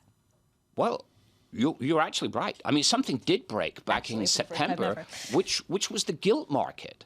And then you were in an uncontrolled rise in gilt yields because of the leverage decisions that UK pension funds had taken, number of funds, in terms of buying UK government bonds on borrowed money so they could also invest in equities to try and catch up with their underfunding. And what happened was that imploded. Now, why did they do that? because central banks had kept interest rates too low for too long and have been buying the assets. And so banks got, so pension funds got over leveraged. Right. So something did break, and other things may break. The break in the crypto market, I think, is largely unrelated to these policy issues. But things will break. Right. But if you abandon targeting inflation, which, of course, in a sense, the New York Fed has actually touched on that with this R** concept. There might be you're a big believer the in interest this, rate you? that might need to be high enough to restrain inflation might break the financial system. Yeah, I got to ask you a question before we run out of time. I've heard this story before. The only reason you got into Cambridge is your mother beat math into you. It's well known. It's well understood. She sat at the kitchen table and said, "Johnny, do your math." Can the time continuum that you mentioned there be a substitute for level? Can the Fed substitute a certain level of interest rates for getting up to a Bullard-like excess terminal rate? Yes, I think they can. But the difference between the Fed is that they have policy rates getting at least close to, if not in restrictive territory. And when they're planning to, it's an ongoing process. They're going to get rates higher, and then they can let those rates sit. And I think that's where the conversation shifts. The problem with the Bank of England, the ECB, is policy rates are nowhere near restrictive, so time cannot substitute for that. There you go. I just imagine that look up the articles that the Fed wrote on opportunistic disinflation back in 1994 and 1995, because that is going to be, I think, if the Fed revisits that, the genesis of a framework for the idea that we can just sit at a restrictive rate for a longer period of time to push down on inflation. And that will work providing the Fed has credibility and providing policy is on a restrictive setting. John, this was awesome. Thank Can I you. just tell you how great it is to see Mrs. Riding in the studio as well? Fantastic. Isn't that great, TK? Love that. It's great. Love that. John, thank you. Thank you. John Reidig of Bring Capital. Wait. France or Argentina? Oh, after the hand of God incident, I've got to go with France. Just can't let that go. Can't let it go. Can't let that go. We're going back to the 80s here, Tom. 80s. I have no idea what you're talking about. I just Bram and I look at the hand of God. Yeah, exactly. We're like, okay. Is that like the voice of God? You don't know what Diego did? No, I have no clue. Get on YouTube and find out. Okay. All right. Ridiculous. John, who am I working with here? John's like, no comment. Someone messaged me yesterday and said, your friend and co-anchor called Diego Maradona Diego Madonna. Yeah. Is that what he did? Yeah, I got corrected. Yeah, when I got home. I thought it was Madonna. What did he do that for? He thought you seriously thought it was Madonna. he was a good singer. Yes. I got home, I got yelled at. No, you didn't. Futures down 0.9%. This is Bloomberg. I'm Keene, keeping you up to date with news from around the world. With the first word, I'm Lisa Mateo. Well, once again, the White House is offering free COVID tests to all U.S. households. It's part of the Biden administration's contingency plans if there's a surge of coronavirus cases this winter. The administration is also urging state and local government to tell people to get updated vaccines. France's President Emmanuel Macron wants the European Union to match President Biden's green subsidy package. EU leaders are meeting in Brussels to discuss the matter. Macron and his EU counterparts say the U.S. $369 billion climate and tax law gives an unfair advantage to North American industries, including electric car producers. In the UK, nurses have begun a round of historic strikes. As many as 100,000 nurses are expected to take part in today's strike across England, Wales, and Northern England. They're protesting a below-inflation pay offer. Another strike takes place next week.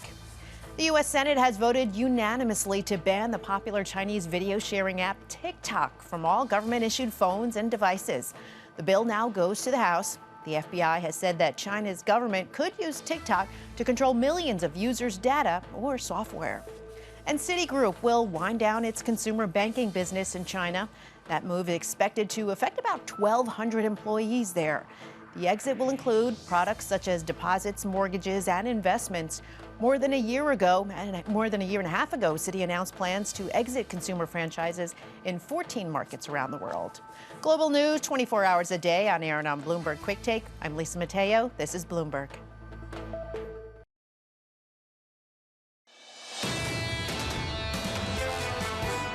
I see substantial inflation pressures in the pipeline. That 5.25% isn't going to be enough to diminish. With inflation running between 5 and 6%, they would have to raise rates to above 6%, somewhere between 6 and 8%.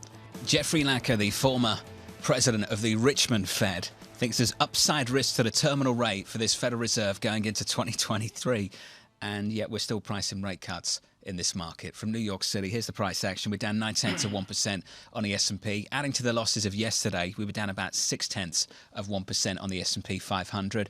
Bond market didn't do much at all in the face of a real shift in that dot plot. Your 10-year still in and around 350 at 347.54. And Tom, I can tell you the 2-year closed basically unchanged on yesterday's session, and this morning is up only a basis point to 422. I think a lot of people, John, that follow us on radio and television, their heads are spinning from all the different theories and core foundations of people like John Riding or Bill Dudley or Mr. Lacker, of course, codified at the Richmond Fed. And I'm going to go back to Ed Hyman yesterday, heated about theories of the 1970s where we had this huge flood of money into the system. And the flood of money is coming out of the system, and Ed Hyman says bank deposits are down. And this goes back to M2, M3, and the rest of it. And I think we've really got to state that all of these well-intentioned people all have very different theoretical foundations of what to prosecute into 2023. Lisa and I were having this conversation in the commercial break before the show started a couple of hours ago. That's and when I you think ignore me. That's right, yeah. Usually because you're talking nonsense. But anyway, we'll talk about that another time. Lisa and I were both saying that I think for a lot of people, they're done trying to rationalise the day-to-day stuff. They just need 2 weeks off, just a complete reset and turn back up at 2023, Lisa, and work it all out. I mean, all of the nuance. It could be this, it could be that, it could be this. People are just like, we're going to make money and then we're going to go home and we're going to be with our families. We'll come back next year and see what happens. I mean, honestly. Just shut it down. I feel like that's what's going on. That's what we hear from everyone. They come in, they're just thank goodness this year is over. Totally, every single Tom. person. I think everyone's on the same page with that. Yeah, we got the distraction Sunday morning, and then, we dive into it, and then we come back. Right now, we've got the distraction of 10-page, 50-page, 80-page outlooks. Louise Dudley joins us, Federated Hermes, where she manages money. Thrilled you could be with us today, Louise. Not so much what is your outlook for 2023 or central bank speak for 2023, but what do you actually do with an international portfolio? Yeah, so at the moment, as you say, there is a lot of conflicting different arguments coming through, and everyone's very short-term focused at the moment. There's lots of growth concerns looking into 2023. I think in general we see that the 2023 growth expectations are actually a bit high, and that there's still room for them to come down. And so perhaps actually there's still a bit of movement there.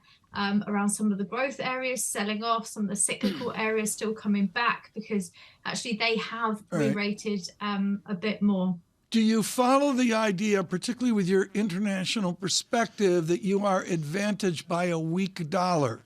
Is that a tool in the international arsenal for next year? Yeah, again, lots of diverging views on that and what will happen. We've obviously at the point that the US is obviously seen as a safe haven. That's obviously points to resilience. At the same time, we've also got the US being the standout growth market for 2023 yet again.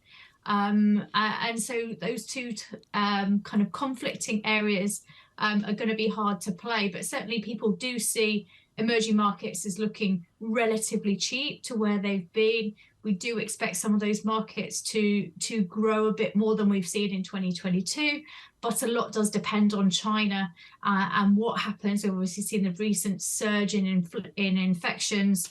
Whether they go back into a more stricter environment will be a big telltale tale of whether we'll continue to see that volatility during 2023. Louise, I'd love you to weigh in on the conversation we were just having as we were trying to understand some of the price reaction to some of the comments from central bankers and thinking a lot of people are just exhausted. They're going to do what they're going to do. They're going to hunker down. They're not going to trade too much. They're sick of all of the whipsawing action. They're going to go on vacation with their families. They'll come back early next year and reassess. Is that the vibe you're getting from everyone? I think there is a bit of that. I think also when there is some, volatility, it is more of an active market to play in, and certainly kind of taking advantage of some of those overreactions or underreactions as we see day to day, some of these macro data points, which at the end of the day are lagged predominantly.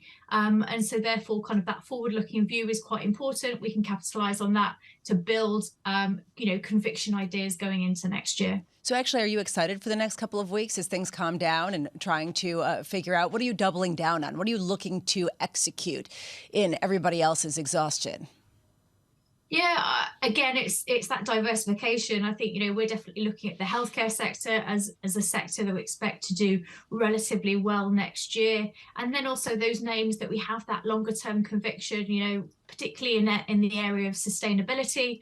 Those thematics have really sold off on some of the inflation headwinds and the supply chain constraints as well. As those do start to dissipate, we might see some of those trends come back. So we're really kind of building those longer term themes into the portfolio, particularly where they've got that kind of quality growth angle as well. Louise, asking for a friend, but does big international oil play into the mix? Do you overweight the Totals of the world and maybe even the Chinese oil companies? I mean, I'm just asking for a friend, but... Yeah, Chinese oil doesn't feature so much.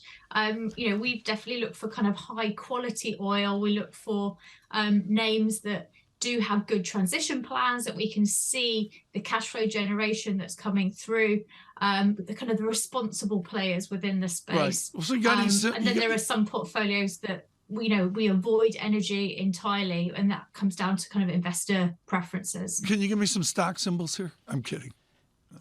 Louise, just to build on that, this question that Goldman came out with this call of a potential 40+% rally in energy next year. Is that something that you believe in more broadly as sort of a base case that fuels a lot of investment theses? So I think that does sound quite bullish. I think maybe Goldman are known for being a bit bullish on energy, but there are certainly kind of demand constraints that are coming through.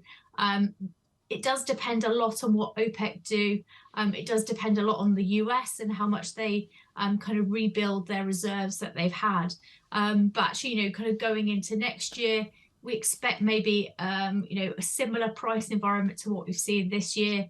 And so companies will be making cash given that they had taken costs out of their businesses during that low oil price environment. So those companies that do have that longer term strategy, delivering cheaper or kind of more profitable oil are going to continue to do well. Louise Dudley, thank you for joining us today. Louise Dudley there at Federated Hermes. That final comment, just responding to Lisa on the oil market and what's going to happen going forward. I want to go back to that call from Jeff Curry and the team over at Goldman Sachs, looking for triple-digit crude at the end of next year, something north of $100 a barrel on Brent. And Lisa, as we've discussed this morning a little bit earlier, it comes down to CapEx. The team is basically saying, despite a near doubling year-on-year of many commodity prices, CapEx across the entire commodity complex disappointed. Underinvested. That has been the story that many people put forward in 2022. It didn't really play out that way, certainly not right now. They say it still stands going into next year. I wonder how much Jennifer Granholm was actually underscoring that by meeting with some of the energy majors, some of the oil company executives yesterday to come out and say, we need you guys actually, and that fossil fuels are important. Well, the point here, and the key word in that quote is May. A doubling of commodity prices by May 2022. And then, Tom, the story faded. And I'm not sure that many of these executives have the confidence that those prices are going to stay around for long enough to make those investment decisions on a multi-decade basis. Probably haven't got much faith in the regulatory environment in the West at the moment either, Tom. Could any of our wonderful guests, educated guests, predicted the anti-science of China? And I say not one of them could have. No. Not one could have believed in it. And how much of this, I can't wait for you to talk to Jay Pulaski again. He won't talk to me. He won't get up that early. But I haven't caught up with Jay for a while. The bottom line is optimists, Pacific Rim optimists like Pulaski and others are waiting for it to happen. They've ripped the Band-Aid off, Tom. We've gone from COVID 0 to 60 in like seconds. I mean, I've got a bid on oil a little bit this week, but to the point of Curry and I believe Francisco Blanch at Bank of America, John, you can line up the others. Amrita Sen, I think, is here. How fast do we get from 80 Brent to 100 Brent? Right now, crude 77.27 on WTI, unchanged. Coming up, 8:15 Eastern Time. ECB decision. Jeff Yu at BNY Mellon. Up next.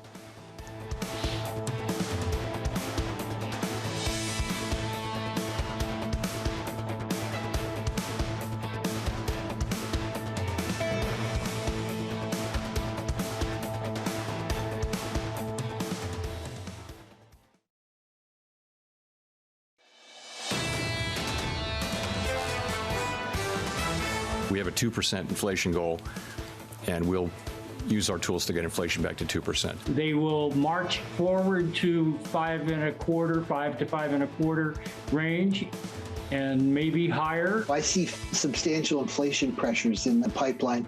That 5.25% isn't going to be enough. The economy is going to show more persistence, and that's going to force the Fed's hand to be higher for longer. You're correct. There are not rate cuts in the SEP for 2023. This is Bloomberg Surveillance with Tom Keene, Jonathan Ferro, and Lisa Abramowicz.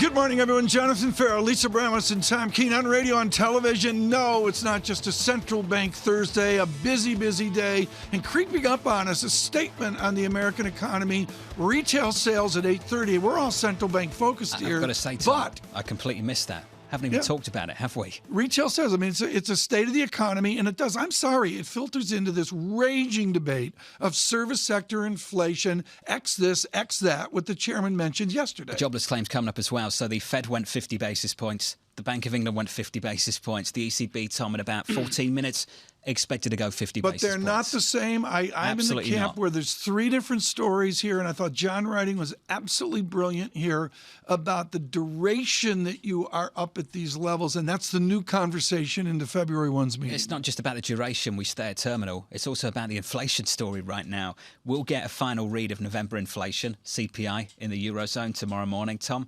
Double-digit CPI still. 10%. Core, 5. Okay, it's a problem for the ECB. But to go to this, and this is important because I don't even know the numbers. Lisa, help me out here. Double digit in Europe is 10.x, maybe 11, and our equivalent number is what, 7? 7.3% was where CPI, actually 7.1%, the expected is 7.3%. 7.1%. The retail sales may show, though, just how much resilience there is, especially when you pull out gas prices and you understand that lower gasoline prices leaves people with more discretionary spending. The decision coming up here in 13 minutes. I do want to mention that there's a lot of other news today. We've been hugely crypto removed, which is sort of a relief to be, full disclosure. Let's take a break. Yeah, it's like take a break today.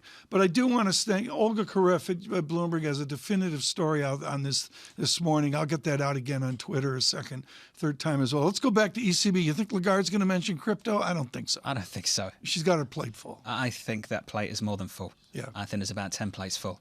And it's not tasty. This is really difficult right now for this ECB. The weather is different. I'm seeing all sorts of Twitter feed, John, of snowy England. I sent you the guy in Germany today who was going into the water to go swimming in the cold. But the fact is, the winter that maybe wasn't there in November seems to be here with a vengeance It's now. kicked in. The good news on the energy side is they got storage up to where they wanted it to be coming into winter. The problem for Europe is they might have to struggle to repeat the act next winter, Tom. So this problem is not going away. But for the Europeans, I think at this meeting, do we get a real acknowledgement, Lisa, of the risk of inflation? Yes, but also the risk of recession alongside it. And that's something we didn't get the last time we got projections from the European Central Bank. And underpinning that is an uncertainty of whether rate hikes is really going to whether that policy is really going to remedy inflation that is driven by completely other considerations. It's the only way to deal with it, to just dampen demand to such a degree and put people in a hole to such a degree that they can't spend anything and then activity goes away. It's the pandemic supply shock issues over to demand side analysis. We've got a great guest we've got to get to. John, my single statistic is the Bloomberg Financial Conditions Index, which is not where Jerome Powell wants it. Futures right now negative 1% on the S&P 500. Some stability in the bond market, stability in the bond market. In treasuries looks like this. Your 10-year 347.90, basically unchanged on the 10-year this morning. Tom, you often ask about the difference between Chairman Powell's challenges, President Lagarde's challenges. Yeah. I often reply by saying that Fed Chair Jay Powell does not have Italian bonds on his balance sheet. in the same way that President Lagarde does. And that's a very, very different challenge when you're trying to unwind that balance sheet. And to take it further before Jeff, it's not only about Italian bonds and the rest, but it's about Chairman Powell not worried about Montana bonds or Mississippi bonds. It's totally. Just not And the same. redenomination risk that has haunted this central bank for much of the last 10 years. We're going to have that. John's going to lead our coverage into those headlines here at about 8:15. Right now, we get a wonderful cross-discipline brief from Jeffrey Yu, senior strategist at BNY Mellon. Jeff, I'm going to go to the money forward view here right now, which is it efficacious to have rates higher for longer versus all of the focus on getting up to a terminal rate? That seemed to be the shift yesterday. And it needs to be the shift everywhere as well. So persistence is the word, right? If you want to avoid persistence, then you need persistently high real rates. So I think we've been talking about real rates for about 2 years now, Tom, and I think that's still where they are. So for the ECB, for the Fed, it's all about real rates and keeping them higher, perhaps, longer than necessary, or what the market feels as necessary. But you always have to, look at the underlying circumstances, and that's what the ECB has to deal with in 10 minutes' time. Jeff, higher for longer. We're going to deal with the longer piece of this in just a moment. Can we deal with the higher? How much higher can they go at the ECB? Can they go to a 3 handle? Can they go beyond that?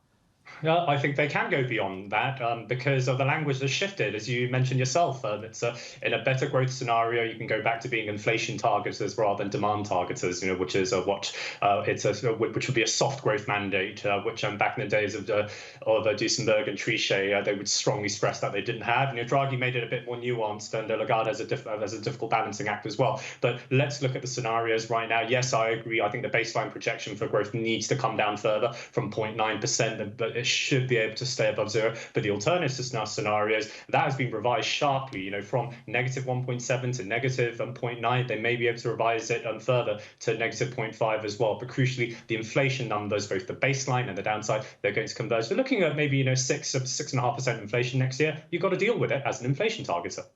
What's more important right now, whether they sort of forecast how much they're going to raise rates or what they signal with their balance sheet? I think the latter piece, the balance sheet piece, needs to start moving up the agenda. You just mentioned financial conditions indices, so the balance sheet is going to be a very important part of that. Of course, the ECB has its own intricacies, whereby LTRO repayments, so some people wouldn't call that proper QT. You're not exactly selling bonds. If anything, it releases collateral in the system, so that can be done in a non-tightening way. But next year, we need to talk about proper QT, bonds rolling off. Can Italian debt, can BTP take that? That's going to be the challenge. Is that going to be more disruptive to markets than people currently are accounting for? I think it's one of those things where we'll find out after we find out, and by then it may be a bit too late. But at this point, I don't think so. So Meloni, since she's come in really to try to work, with the powers that be in terms of getting the budgets approved and everything. If anything, the EU's had more trouble with Central and Eastern Europe along that note. And there's also OMT, there's the TPI side of things. Of course, always unintended consequences, and energy is an issue, especially with the what I call the inflation sting in the tail from China reopening next year. That's definitely going to be inflationary for Europe by many, many channels. So the job is not done yet. But for now, I think they're in a better place compared to where they thought they'd be. So, Jeff, is the Euro Stoxx 50 a buy or a sell into next year?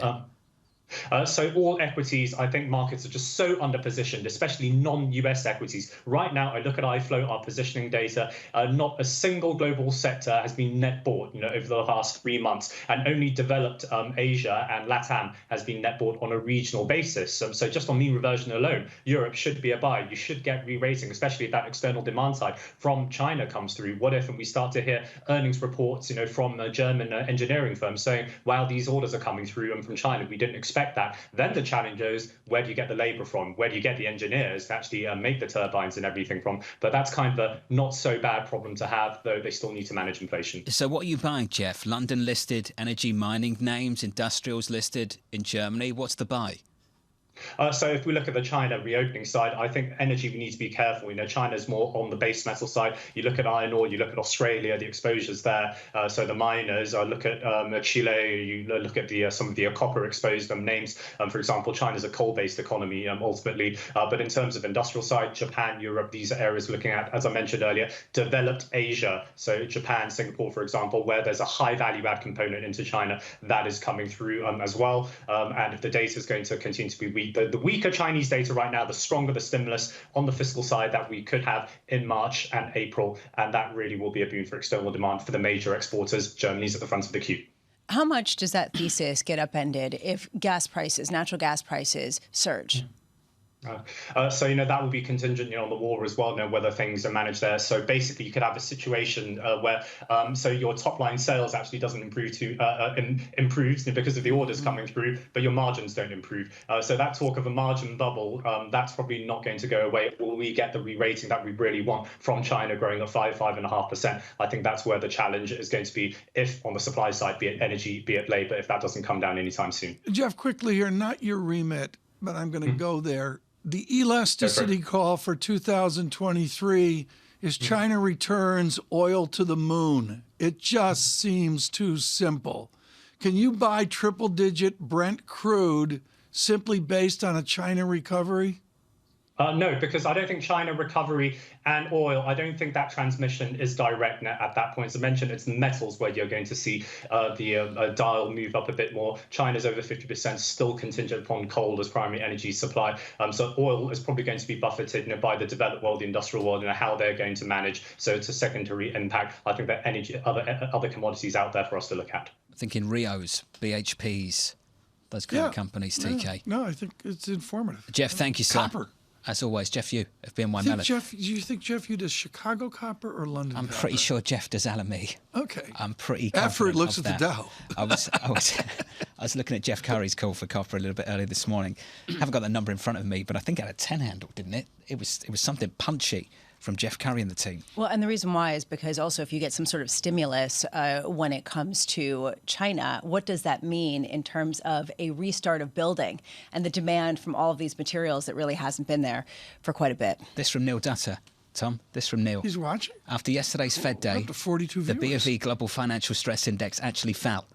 The dollar weakened, the BofA Global Financial Stress Index rather. The dollar weakened, corporate credit spreads barely budged, and longer-term interest rates fell a little bit. For a Fed that plans to keep financial conditions tight, this isn't exactly a welcome 100% development. agree. 100% agree. The fact is, I'm looking at the screen, and they don't buy the Powell story. Do you want the copper call? Oh, I've got the number Chicago now. or LME? I don't know if it's going for 10,000 on Chicago. That's like 4.05, I think, on Chicago. 10,000 plus a ton. Wow. Jeff Curry and Goldman. I think, we should do a remote from the Dorchester. That's huge. Jeremy Stretch of CIBC joining us shortly in a few minutes' time. The ECB decides.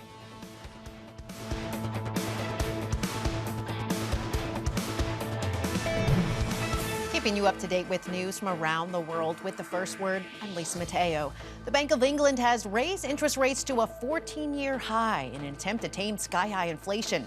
The central bank boosted the key rate a half percentage point to 3.5%.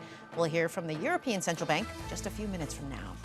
In China, economic activity weakened last month before the government abruptly dropped its COVID-0 policy. Retail sales and home sales declined, while industrial output and investment slowed sharply. Meanwhile, unemployment rose, notably for the country's most valuable workers.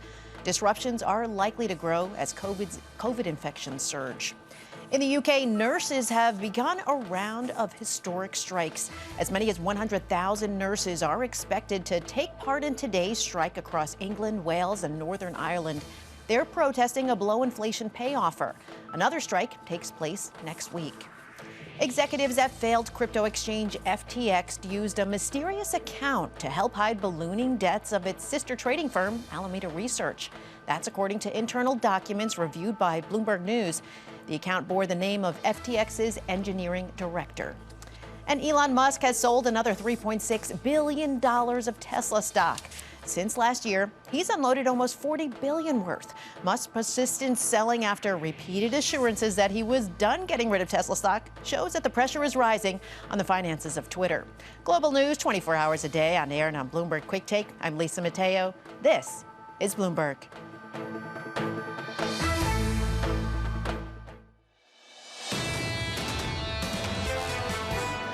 He called it almost structural, conceivably a structural problem in the labor market. That suggests to me further wage pressure, that we're continuing wage pressure. So it may be that 5 to 5.25 is not enough. That was Dennis Lockhart, the former Atlanta Fed president. As two former Fed officials have said the same thing in the last 24 hours. I'm not sure what that's about. When you leave the Fed, you start to become a little bit more hawkish, it seems, on policy. I'm absolutely shocked. Although they were pretty hawkish. They tried to be hawkish, and the market just doesn't buy that. It's not biting, is it? At all. We're about 15 seconds away from an ECB rate decision. Sometimes it comes out a little bit late, so bear with us. We're waiting for that call. We're looking for a move of about 50 basis points from the European Central Bank. Going into it, euro-dollar negative by about 0.5%. Euro-dollar right now, 106.23. Just to give you a flavour of the bond market quickly as well. The bond market higher at the front end, yields higher by a couple of basis points. Your 2-year, 2.14. There's the move, 50 basis points. The depot rate goes from 150 to 2%. The main refinancing rate goes from 2% to 250. The marginal lending facility goes from 225 to 275. Just to breathe some life into the price action, euro dollar right now 106.24. We're down about 0.5%. Going to go through the headlines. Bramo's working with me on that, but just to give you the top line right now, a 50 basis point move from the ECB, and ultimately, Lisa, expecting to raise rates even further. And expecting to reinvest PEP proceeds until at least the end of 2024, which is sort of interesting to me, with continued flexibility in those reinvestments as needed. So again, trying to support the Italian bond market and some of the other areas as they try to move away from their policy. They also are going to take a meeting-by-meeting approach. This is the sort of blah, blah, blah of these types of things. They see inflation at 8.4% in 2022. That is an upgrade from a forecast of 8.1%, even with the drop in natural gas prices. We'll work through the projections, but I just want to bring you some news on the asset purchase program. We were looking for some key principles for how they'll unwind that. It will decline at a measured, predictable pace from March. They go on to say they will stop reinvestments of some bonds maturing under the asset purchase program. So, Tom, we're going to get a little bit more detail on this from the president of the ECB in about 30 minutes' time. It's a QT kind of angle here. The inflation jumps are absolutely stunning. And I'm sorry, I'm going to say this, and Madame Lagarde may disagree with me. These are the headlines of a war economy. When I'm looking at these inflation numbers that are creeping out here, you can pick any one of the headlines.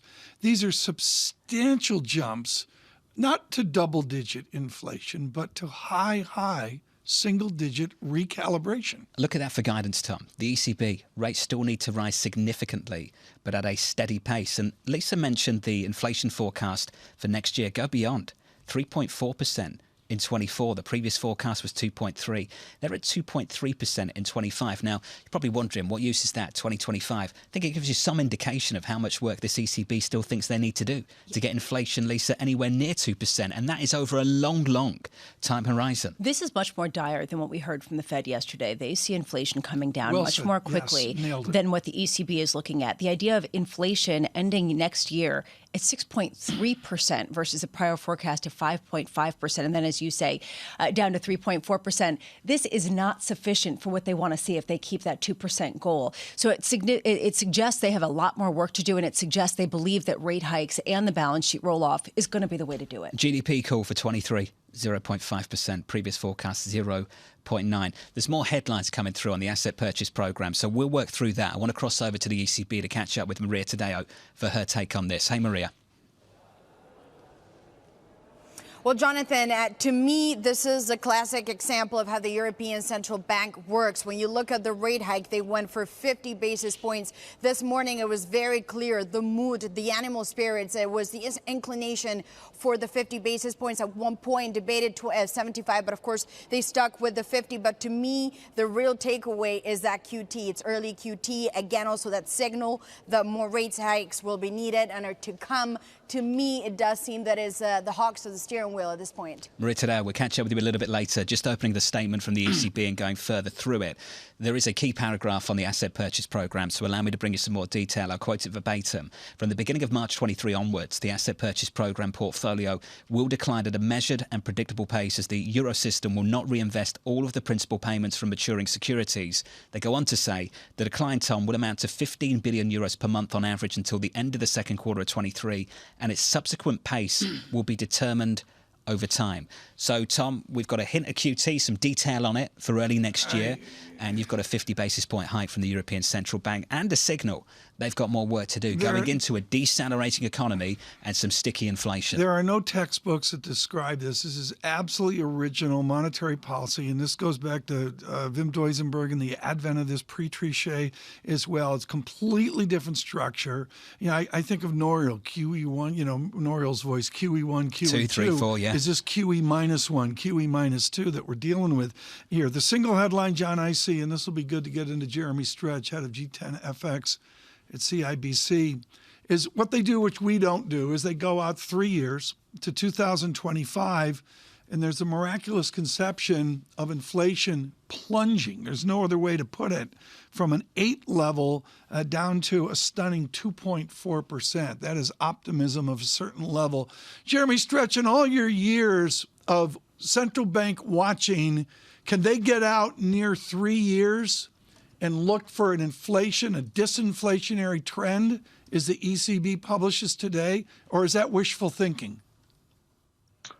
Well, I think it's interesting that the ECB are still anticipating that inflation will still be above their target threshold by the end of 2025. I wouldn't have been surprised if the ECB felt it would appropriate, or at least the ECB staff had attempted to try and find a narrative that allowed the inflation profile to get back to target. But clearly, because of the upward revisions that we've seen in the profile for both this year and next year, it is going to be very, very difficult to see, or it's going to be a very tough ask for the ECB to be able to force or drive inflationary pressure down without probably a greater degree of economic dislocation that they're currently pricing into their forecast. So I think they're perhaps a little bit too ambitious and too optimistic in terms of the growth trajectory. And if we are going to see inflation falling back, it is going to be very much a challenge that is going to have to be met by probably a more aggressive policy reaction than the market has been, or certainly we have been considering. Well, yields are climbing in response to that, particularly at the front end of the bond market. Your German 2-year is up by 11 basis points to 222. The 10-year is up by 8 or 9 basis points on a 10-year right now, to around about 2%, 2.02%. Forgive me for throwing so many numbers at the wall, but I do want to go through the inflation projections again from the ECB. We now see average inflation reaching 8.4% in 22, before decreasing to 6.3% in 23, with inflation expected to decline markedly over the course of the year. These are still really high prints, Jeremy. Just to go through core and their projections there. Projected to average 3.4% in 24, 2.3% in 25. That's headline. When you strip out food and energy, that's projected to be 3.9% on average in 22, and then rise to 4.2% in 23. Can we just talk about that clip higher, Jeremy, that they're looking for in core inflation through next year? Your thoughts on that, and just how far they can push the terminal rate, given what you expect to happen with GDP and what they're looking for as well? Well, yes, that's right. I think when you've obviously been talking a lot about the Fed projections over the course of the last 12 hours or so, and there is a real dichotomy in terms of the inflation profiles that we're seeing from those requisite central banks, and the pace of the moderation in terms of the Eurozone is very, very glacial in effect. And of course, as you quite rightly say, those core inflationary pressures are going to be pronounced over the medium run, and that is going to be a real difficulty for the European Central Bank. So I think in the context of some of the discussions you're having after the Fed last night as to who has the greatest potential policy problem or policy dilemma, then I think the ECB definitely falls into that remit, because of course, as we know, there are those fragmentation risks as well. So it's going to be very difficult to see how the ECB is going to be able to square the circle by trying to tighten policy, but without creating significant degrees of uncertainty against what is still a backdrop of very elevated and amplified core inflationary pressures. And they do concede that the euro area economy may contract in the current quarter and next. So there is a hint at that recession, although not necessarily coming out with the same kinds of prognostications as the Bank of England.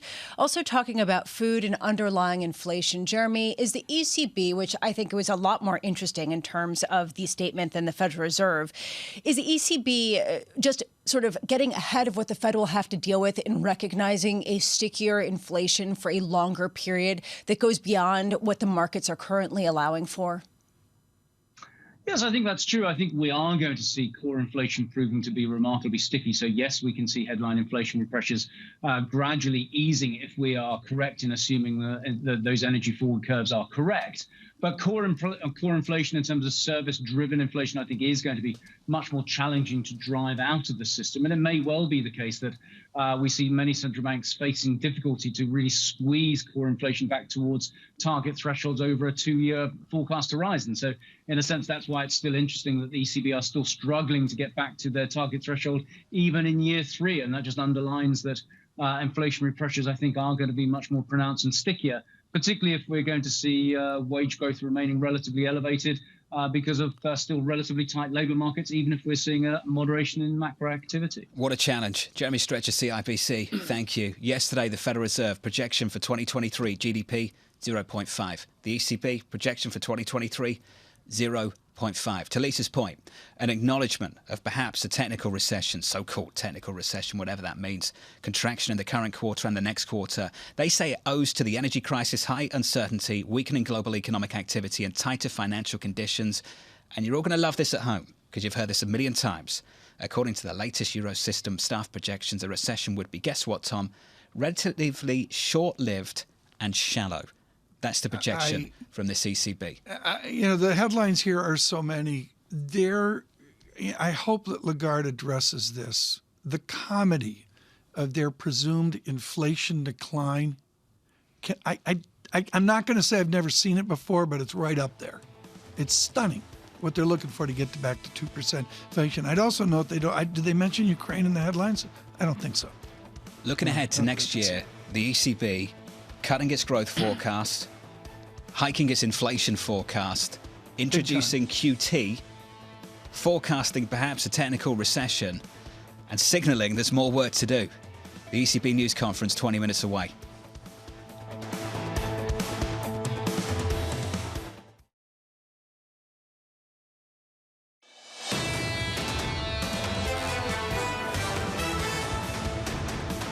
This market waking up a little bit. Equity futures down by 1.25%. Yields a little bit higher. On treasuries, much higher in Italy. Your 2-year BTP yields on an Italian bond on a 2-year up 20 basis points. In Germany, up 11 as the ECB forecasts essentially stagflation. Euro dollar 106.40. That's a slightly stronger dollar, stronger euro off the move of the ECB. Euro dollar at the moment still negative though by 0.4%, 106.40. Waiting for some data. Retail sales, jobless claims coming up imminently. Mike McKee's going to break that down for us. He joins us right now. Morning, Mike. Morning, John. Well, Empire Manufacturing is a big disappointment for those who were hoping for a rebound. Down to negative 11.2 from 4.5. Retail sales just coming in now for November, down by 0.6%. October revised up to a 1.3% gain, so a little bit better there. Retail sales ex-autos down negative 0.2%, and ex-autos and gas down negative 0.2%. The retail sales control group, just to round out the trilogy here, down negative 0.2%. However, that was revised lower for October to a positive 0.5% from a positive 0.7%. So retail sales coming in weak here. Just a couple more numbers here today. Initial jobless claims come in at 211,000, a major drop from the 230 the week before. Continuing claims are at 1,671,000. That's the same as the prior week. Now, remember, those are delayed a week from the initial claims. We're still waiting for the Philly Fed numbers to come out, but while we're waiting for that, we'll take a look at what's going on in retail sales as John gives you the markets. Session lows, Mike. Equities down by 1.2% on the S&P. Bizarre that we're having this conversation about recession, and you might say, well, look at retail sales, and I would say, look at jobless claims. 211,000, Tom, we're having this conversation about recession in America with jobless claims at 211. And they're countable data, and they're weekly, and they're often, and they're going to have to look at that. I also know continuing claims pretty much flat with where we were last time. What I would suggest, John, is we go back to the heart of this, and Mike can pick up on this if we want to stay on this or go to ECB where there's some real market action. But the bottom line is the new study of choice is service sector X this and X that. I'll let you decide. X whatever you like. We're Xing out. That's how the story. But there's a new. You have to have. If McKee's involved, you have to have a new measure involved. Yields just a little bit higher at the front end still on a 2-year to 4.23. Looking at the 10-year, basically unchanged at 4.48. So you've got a little bit more curve inversion here. We're negative, I think, Lisa, let's call it negative 75. This is incredibly confusing data. I'm looking at this right now, and to your point, you can paint one story if you look at retail sales. You can point to another if you look at the jobless claims. The big question is just how sticky this is. And Mike, before we get back to the ECB and that really market-moving statement, I'm curious from your perspective: is there a trend here in retail sales that suggests that consumers are flat on their backs and they're pushing back and they're not buying as much because of their negative real wages? Well, in general, it looks like goods were suffered during this. Now, the retail sales numbers only include one services industry, and that's food services and drinking places, and that was up almost 1%.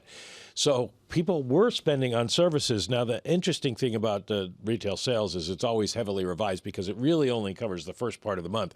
So either we moved some holiday sales into October, or people are delaying getting on with it and getting their stuff because we see department stores and clothing stores down 0.2%, department stores down 3%. So I don't know where people are going to get their Christmas presents from, but even non-store retailers, which would include your Amazons and Some of us Walmarts, don't start our Christmas down presents until December 23rd. Oh, because John hasn't given you his list yet of what he wants to get from you? He never Can delivers. we stop and just say McKee moved the markets yesterday? He did. And forced every sell-side market economist to listen carefully to his question that the chairman avoided? We're close to sufficiently restrictive. Yes. Was the line from the chairman after telling But, us. you know, like the emphasis before was we're not at sufficiently restrictive yet. And then, Yeah. Mike, I think that almost came out on accident. Yeah, it probably did, in the sense that he is trying to say the Fed is going to be raising rates, but not as fast as they were because they're getting close and they want to make sure they don't over-tighten. But the big thing is the markets seem to miss the idea that the Fed is not revising up its inflation forecast. It's revising the drop in inflation down. In other words, inflation's not going to fall as quickly as they said, which is exactly what the ECB is saying today, and it is what the Bank of England said today. So there seems to be a general agreement among central bankers that inflation is going to be stickier in 2023, which is then a problem for all of them, which means rates need to go up higher. Before you go, 211. The significance of that number on jobless claims, 211. What we seem to be seeing here is that it was so hard to hire people that nobody wants to let people go. Now, this is, of course, we've got to put a big caveat on it. It's the holidays. And so the numbers they bounce all around. Last week was the week after Thanksgiving.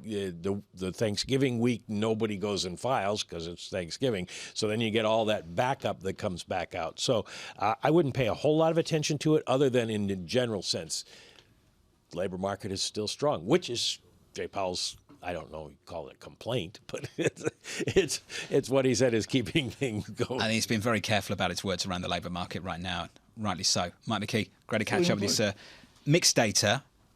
Bramo said it was confusing data. I think some people might be confused by it. To see jobless claims finish the year, essentially, Tom, very close to 200,000. I'm already leaning to January 12th. I won't, we got a jobs CPI report. data, right? Jobs report January 6th, I believe it is, but I'm sorry, I'm already going to January 12th to get another look at inflation. Someone doing that as well is Jonathan Pingle, Chief U.S. Economist at UBS Securities. Jonathan, I got a study for you in your academics from years ago, and that is simply, is there any history of any central bank modeling and getting right a major 3-year disinflationary trend? The Fed's trying to do it, and in Technicolor this morning, the ECB has elevated up inflation for this year, and they go out to a nirvana in 2025. Is there any predictability to that exercise? Well, thanks, Tom. Thanks for having me. First of all, forecasting inflation's hard. I think that has been proven in spades in 2022. When we look back at history, getting this exactly right on the way down is probably going to be as hard as getting it right on the way up. When I think about the central bank experience, you've had some immaculate disinflations following World War II is one example. It was certainly the case that Chairman Greenspan seemed to be kind of ahead of the curve in the productivity gains in the mid 90s and the disinflation that led to. But, let's face it, a 3-year, 2-year, even 1-year ahead inflation forecast at the moment is pretty difficult. And in some respects, I think the Fed's been dealt a better hand than the ECB because they are getting some data in hand that starts to look like there is some real disinflation coming. What do you make, though, of how much of this disinflation really stems from some of the more variable areas, which include gas, natural gas, gasoline, crude products? Well, in the U.S., certainly the energy, the energy prices moving up and down, has played a role. But you've also got a number of components of inflation, like, used car prices that, exploded higher in 2021, new car prices up 20%. And we're already seeing used car prices fall 2% a month the last few CPIs. So it is a lot of volatile components, and, what goes up, could come down quite quickly in the US. I mean, in Europe and in the Eurozone, there are reasons to think inflation might be a little stickier than the US, particularly if the Fed does engineer an increase in unemployment. In the U.S., that does typically prove somewhat disinflationary, even if you think there's a flat Phillips curve. In the Eurozone, they don't have quite the same flexibility in their labor markets, which, could also lead to sort of more persistence in the Eurozone relative to the U.S. For inflation. Although the ECB did come out with perhaps an even more hawkish statement than the Federal Reserve in terms of how much higher they revised upward their inflation expectations for this year, for next year, for the year after. From your vantage point, are the balance of risks, have they changed when it comes to both the Fed and the ECB in terms of either going too far or not going enough? Before it was not going enough. Do you think now it's more evenly balanced? Oh, yeah. No, I definitely think it's more evenly balanced, Lisa. No, it's a great point. I mean, we actually are expecting a pretty weak U.S. economy in the latter part of 2023. That's both because households are exhausting their excess savings, which we think is going to, start to bind for more households and restrain consumption. And on top of that, we're going to still pile the mounting effects of, what's been a very rapid tightening cycle. The ECB is a little bit further behind the Fed. They are playing some catch up, but there as well, they are facing a tough economic outlook as well. So I do think these risks are becoming more balanced. Are we at neutrality? For rates? Yeah, in the U.S. Are we at neutrality in terms of the central bank ballet? So I would actually, Chair Powell yesterday said he thought policy rates were in restrictive territory. I would agree with that.